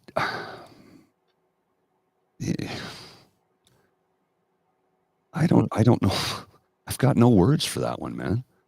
It's just bizarre. But the worst part is if you go into the chat, the Twitter chat online and read some of the people defending the Walgreens employee, I'm like, what? Well, they stole his property. Not his property. It's a tube of lipstick. If they shoot you 7 times over a tube of lipstick, that is called unreasonable force. Oh, by the way, there's no such thing as capital punishment for theft under actually anything. She was accused of shoplifting, which she wasn't even doing. How did we get here? Yep. Yep, indeed. Happier news. Yes, please. Much happier news. Lawmakers in Thailand have overwhelmingly approved a bill to legalize same-sex marriage. Lawmakers in Thailand, according to AP, lower house of parliament overwhelmingly approved marriage equality bill on Wednesday that would make the country the first in Southeast Asia to legalize equal rights for marriage partners of any gender. The bill passed its final reading with approval of 400 of its 415 members. Wow. Yes, with 10 voting against it, 2 abstaining, and 3 not voting. Thailand has a reputation for acceptance and inclusivity, but has struggled for decades to pass marriage equality law. Thai society largely holds conservative values, and members of the LGBTQ plus community say they face discrimination in everyday life.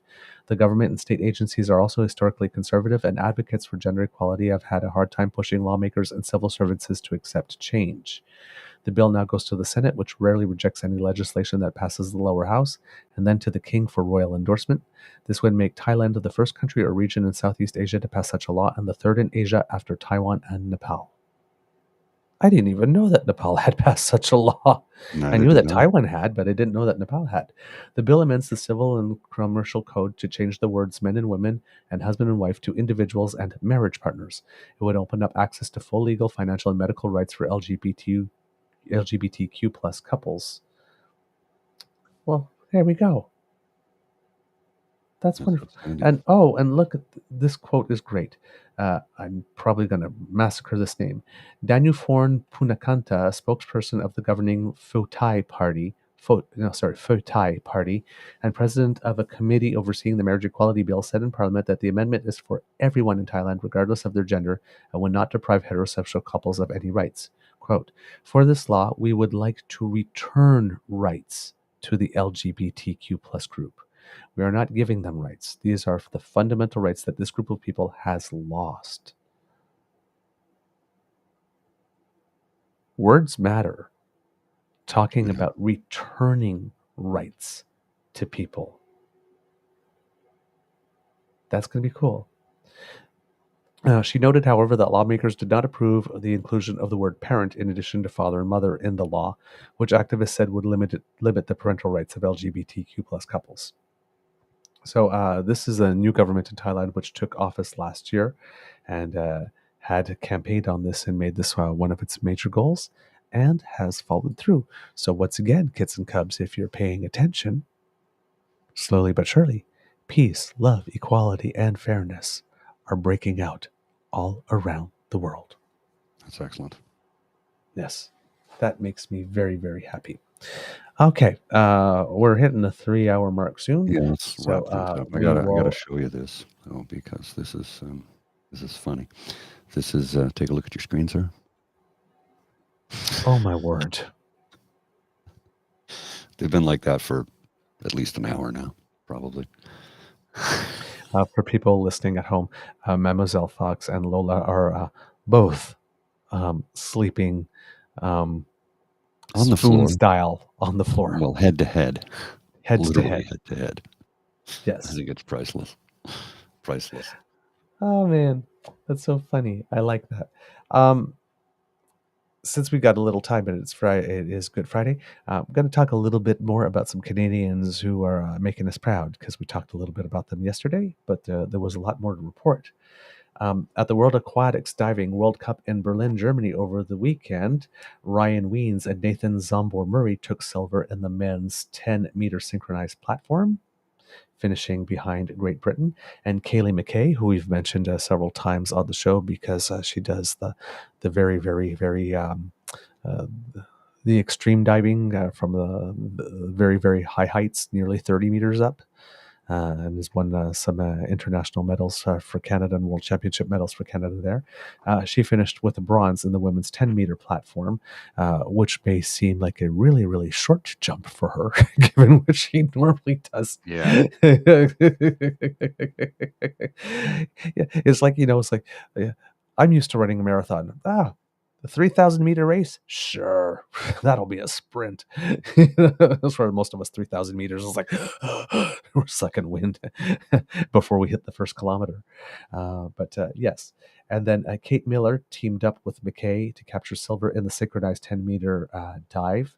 And on the men's side, Wiens, who we talked about earlier, dove to a personal best to come away with a silver on the 10-meter tower.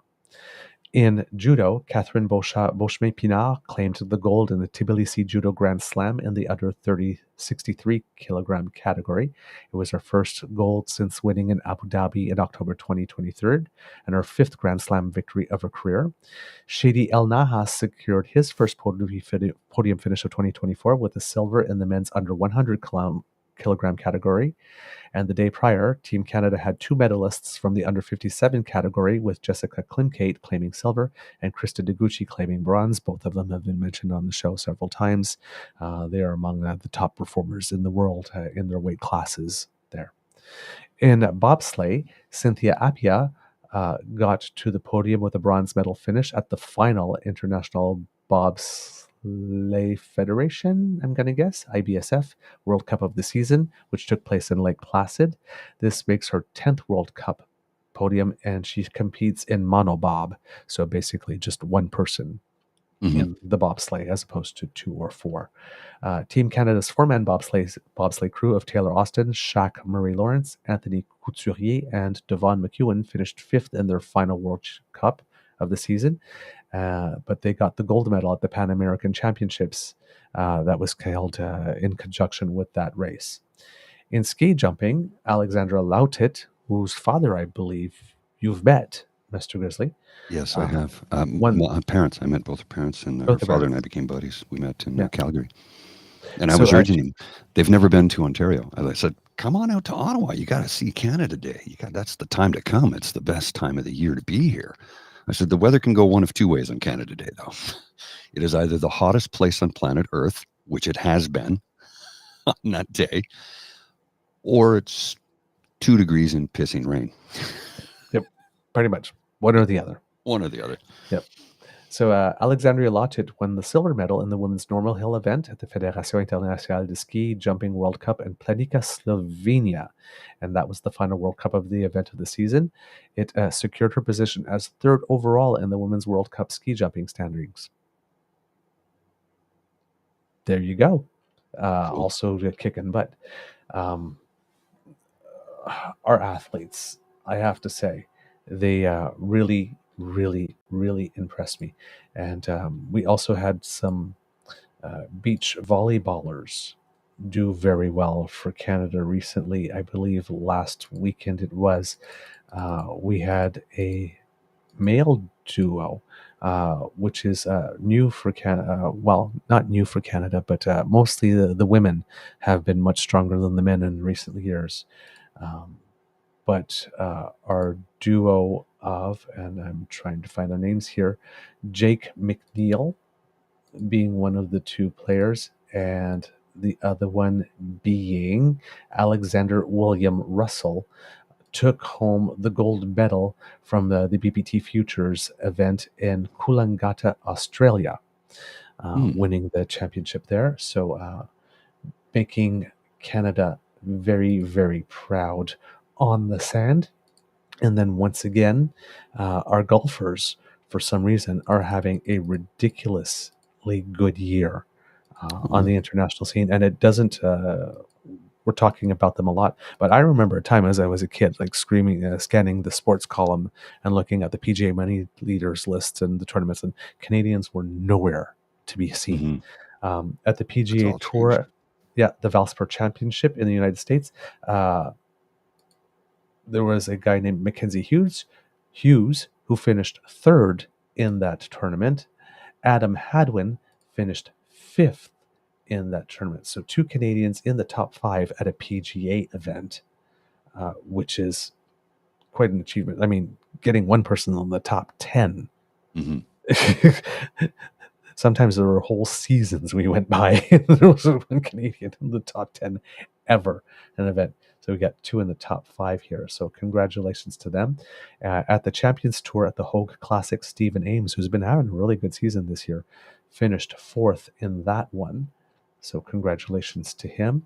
And at the PGA Tour Americas, the Bupa Championship in Mexico, we have someone named Joey Savoy, who finished 4th there. Lauren Rowe finished 7th. And Jones Jimmy finished 12th. So 3 Canadians in the top 12 at that golf tournament. Canadians making us proud wherever we go. Well done. Yeah. I've got a little history note for you from Craig Baird. I think you'll find this interesting. So, and this is something I'm learning of right now. I didn't know this. It is Irish Heritage Month, which makes sense. St. Patrick's Day. He says, I'm looking at the history of Irish Canadians in Canada. Today, it is Elias Disney. Elias Disney was born in Blue Vale, Canada West, on February 6, 1859, to Irish Protestant immigrants, Keppel and Mary Disney. Elias was one of 9 children in the family, born over the next 18 years. In the community, his father operated a farm and several other business ventures to bring in money. When Elias was 19, he moved to California with his father to find gold. Instead, his father bought land in Kansas, and the family moved there. In 1888, Elias married Flora Call and bought land close to where Walt Disney World is now. They had 5 children, one of which was Walt Disney. Elias never drank and rarely smoked. He was also a strong supporter of socialism and unions. He died on September 13th, 1941 in Los Angeles. I did not know that Walt Disney had a Canadian father until just now. The things you learn from Craig Baird, our friend at Canadian History X, at Craig Baird. Just go check him out. If you haven't, if you're not following him, you should. Yeah, you want to learn about history and Canadian history especially, he will school you. He will school you. And he always brings up such fascinating things because that's one I didn't know about before. Walt Disney's father was Canadian. I didn't know that either. No, I didn't know like that. that's the thing I love about Craig specifically because he considers, history to be a whole bunch of different things, right? Not just dates and wars and battles and Exactly. like this, but arts and culture and entertainment and sports and science and all of that. And he uses it all in very interesting ways to make history very, very accessible. He even got some profile because at least recently because he also does things AI images and he's asking for Easter bunnies representatives from all the provinces across the country. the one from Manitoba. A lot of people said he was like, it looks like a bit like a serial killer, actually. Well, I thought the one from Newfoundland and Labrador was a bunny rabbit in a pub having a beer. I'm like, okay, that's so on the nose. So on the nose. Oh my and goodness. Then one last Canadian who makes us proud because recently we had the Oscars, the Academy Awards, and there were several Canadians nominated for awards, but one of them happened to win. Mr. Grizzly, if you will put it up there. Sure thing. There we go. The gentleman here on the left, Mr. Ben Proudfoot from Halifax, who won his second Career Academy Award for co-directing the documentary short The Last Repair Shop about volunteers who fix school-issued instruments in LA. He hopes the win will help the millions of young people who just want to play music. And Ben Proudfoot, as we mentioned, it's his second Oscar, and you have heard him mentioned on the show because he won his Oscar, I think it was just last year or 2 years ago, the first one. And of course, I'm trying to find it now. And again, having trouble. But it's his third nomination and second win. And he won, yes. He won his first Oscar in 2020 for the short doc "A Concerto is a Conversation," which is absolutely amazing. And you can actually look it up on the web. If you go to YouTube, "A Concerto is a Conversation," and I think you can find it on YouTube and actually watch it. And it's absolutely just fantastic. It was a short documentary that that tracked his co-director Chris Bauer's lineage through his 91-year-old jazz pianist grandfather. There you go.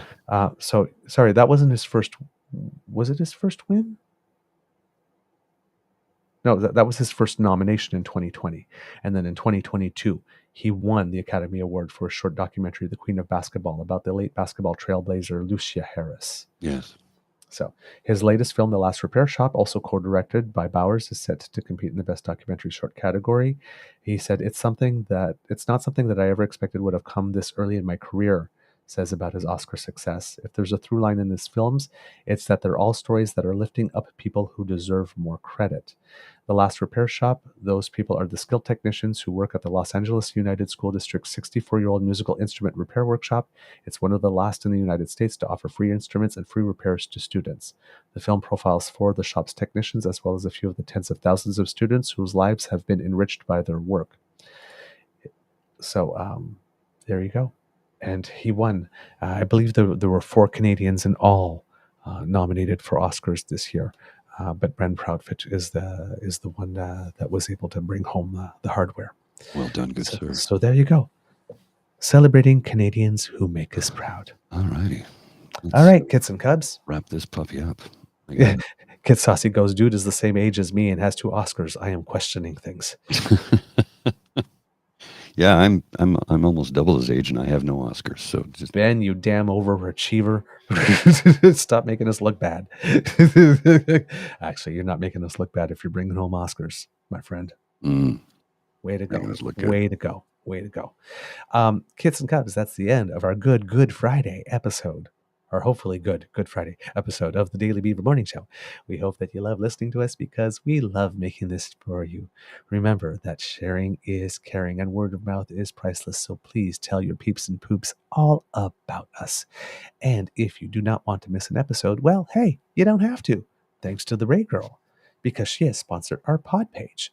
So if you scan that QR code that has just appeared underneath my goatee, or if you are listening and go to your computer or use your cell phone and go to podpage.com/the True North Eager Beaver, lowercase letters with a hyphen between each one of those words. If you click subscribe there, when we have something fresh off the bandwidth, it will come directly to you. If you would like to support us in other ways, make like Kit Elaine and go to our True North Eager Beaver Media Incorporated YouTube page on, well, YouTube, of course. That was my mouth going faster than my brain there. And go to our YouTube page on YouTube. Me use words real good.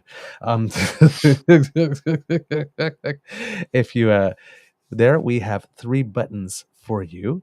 There's like, share, subscribe. Click 1, click 2, click 3. Hey, make us happy because when you click our buttons, it brings us joy.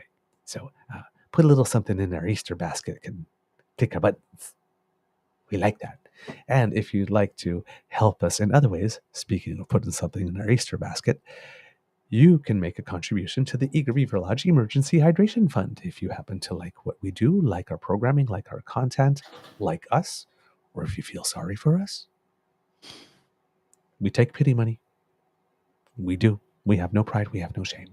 But if you scan that QR code by Mr. Grizzly's head, that will bring you to our coffee page. That's coffee, spelled ko-fi.com/eagerbeaver. Lowercase letters, all in one word. And if you make a contribution to our emergency hydration fund, eventually on the show, you get a shout out because we thank all those who do. And we make a point of doing it publicly because, well, it means a lot to us. Any help that we can get, we definitely appreciate. Now, of course, if you're not able to donate, please do not worry because the gift of your attention is the one that is the most important and precious to us. And you, of course, you can help in other ways by retweeting and sharing and letting people know. If you happen to be listening on Apple Podcasts, please give us some likes and stars, some reviews, all that good stuff. Apparently that feeds the algorithm and makes us easier to find. Same thing for YouTube. If you like, share, and subscribe, that helps as well. So help us out that way. We really, really appreciate that. Because democracy is something that you do. Write those letters. And if you have an opportunity to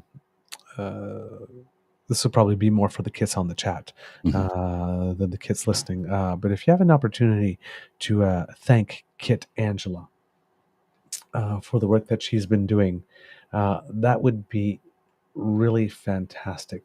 And the reason I am mentioning this is because she's essentially a one-person operation.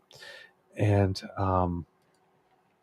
she had started a GoFundMe for Camping for Kindness 2 in Hamilton. And I'm not sure it got promoted the way that it needed to, given that she was on the ground. But her goal was to raise $5,000, and she has raised $670. And the last donation came in 9 days ago, and the one before that came in 4 days before that. So I'm going to put the link here in the chat for the Kits and Cubs. For those listening at home, it's gofundme.com/f/camping for the number 4 kindness the number 2, all in one word. So camping number 4 kindness number 2, all in one word. And if you would like to make a little donation, because equipment, tents, being able to arrange for outhouses, food, for everybody that was there. There was some costs to that. Yes, as Kit Saucy says, Angela is on fire and needs a team to help her. And had I known about the GoFundMe earlier, because we are officially supporting Camping for Kindness too, she asked for our support in any capacity that we could, and we said yes to this. Unfortunately, I did not know about the GoFundMe, because I would have been promoting it a whole lot more while the protest was going on. But she got results. Oh, yeah, She got did. results. She convinced the mayor to use her strong mayor powers. And I don't... the GoFundMe page says the organizer has disabled new donations. Oh. Oh. Well, that's a shame. Well, here, let's do it this way. If you want to donate to us via our coffee page, please do that. But if you want to donate to Angela, because this one is closed, if you press the donation through our coffee page and write in the comment section that it is for Angela, we will make sure that it gets to her. All right. So do that instead. Coffee, ko-fi.com/eagerbeaver, lowercase letters, all in one word. This is something that we've done before when I was raising money for, the Rainbow Railroad. There was one or two people that made the donation through our coffee page. And the reason for which we ask you to write it specifically in there is one, so that we know for us that the donation is not for us, that it's for there, but also because coffee, everything is public. Everybody in the public transparently will know what the amount donated there was, and we will pass it forward. And yes, even though we have a little bit of a service fee from PayPal for those donations, we will cover the service fee and make sure that 100% of your donation gets forward to Angela for that. So because democracy is something that you do, make a donation to Camping for Kindness, say for Angela or for Camping for Kindness in your comment, and we will definitely transfer the money over and make sure that she gets it. All right. Mr. Grizzly, do you have some words of wisdom, please? You know, I'm trying to come up with something this morning, and I'm kind of bereft. I mean, we're 3 hours and 16 minutes into here, and I'm I need to go lie down. Take a nap today if you need one, because I do, because I've been up since 5, and I'm very tired. I got to take a nap. Like my lady who just had a lovely nap beside our puppy dog, who is still sound asleep right beside my feet. Aww. All right. then, Mr. Grizzly, I think it's time. Put your headphones on. Oops. Come into frame. Come into frame. We have words of wisdom from Actually, it's more of a question for Douglas. Oh. Can we see your? We're going to come see you live, but can we see your show online? No, we're not online, unfortunately. I think, though, however, we might. I think they negotiated something that the individual actors might be able to get a video of it, which means that be able to watch it at home at some point. But no, there is no online. We didn't buy the rights to broadcast the show live online. Right. Well, okay, that was going to be my idea. Was like, let's all watch Douglas online. When we this is more of a question. It's not words of wisdom, but when we come visit you, I have one of my son's friends is in theater in Kingston, and I was wondering if we could. I'm going to invite him to the show if that's okay. Yeah, to meet you. And we're not going to be able to go. The show is sold out. Oh, you didn't have your tickets yet? No, we didn't. Oh, sorry. Well, at some point we'll find a way. But I would just love for you to meet him. His name's Daniel, and he is the sweetest sweetheart of a sweetheart like you. And he's in theater and computer science at Queen's. And I've told him about you, and I just thought, we'll make it work sometime. It'd be really nice if you two met. He's a sweet, sweet soul. He's been in my life since he was 4 years old. He's the son of a friend, and he's my son's friend. And he's a great. I came to watch him perform in Kingston with my son when he was in. I can't remember where, but I just think you two would be like really like thick as thieves, if that's an appropriate expression. Today it is. Sorry, I don't know if it is. I just woke up from I a don't know nap on either. the floor. I just had a nap on the floor We with a saw. dog. Yes, We yeah, saw. we posted. Oh, please Oh yeah. take that down. No, It's right terrible. here, right here. It's up now. It's up now. Oh, super. That's great. That's exactly how I want to be remembered. Yeah. Are you guys able to come tomorrow? No. No. Okay. Well, Because actually, there was some tickets I that freed can't. up for tomorrow. So I was check. why can't you tomorrow? I have too much to do. I have things I got to get done because Sunday's the holiday. Tomorrow I've got things I got to get done. Ah, damn it. Okay. Thanks, Douglas, for Okay. that. But I'll look to see there might be some tickets that free up in the second week. Okay. Thank you. Yeah, let us know. Yep, I will. I've already Alright. put the call out if anybody from the group hears that there are some tickets available next week to let me know. Thanks, Saucy.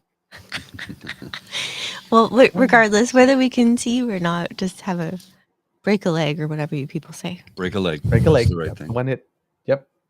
Thank you so much. Oh, I'm so sad. Yeah. I thought you had your tickets already. No, I don't know. We get busy and we get this 80-pound baby beside us here that takes up a lot of headspace right now, which I'm fine with. Don't get me wrong. I mean, I love every minute of it. It's just, you get tired. All right. Well, there we go. We have the words of wisdom. We have the Not democracy, really. something that you do. So, Mr. Grizzly, please roll in credits and we'll be back with a little Easter egg. You are listening to a True North Eager Beaver Media Incorporated podcast. The True North Eager Beaver podcasts are proudly brought to you by our founding sponsors, the Misfit Mysteries from Corvid Moon Publishing, your source for science fiction, fantasy, and cozy mysteries featuring a broad diversity of characters, CanadianTarot.com, their uniquely Canadian online eclectic tarot community, and the Peppermaster, hot pepper sauces made from farm-fresh ingredients to thrill your taste buds and expand your mind. We are grateful to the Crier Media Network for its support, Pete Jarvis for our artwork, and Paul Joseph Something for our opening and closing sequence music.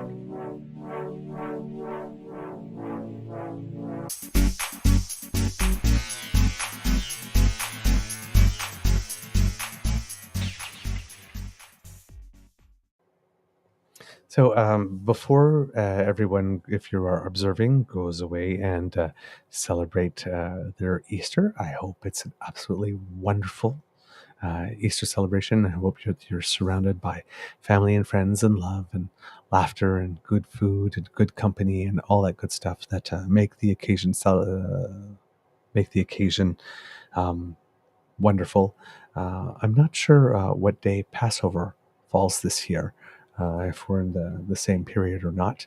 But if you're celebrating that, and I know that we're in the middle of Ramadan as well, so there's a lot of people celebrating a lot of things these days. So please celebrate responsibly, but do have fun. And yes, so Passover is not until end of April. It's late this year. So there you go. So have a wonderful Easter. Enjoy the long weekend for those of you who are doing so.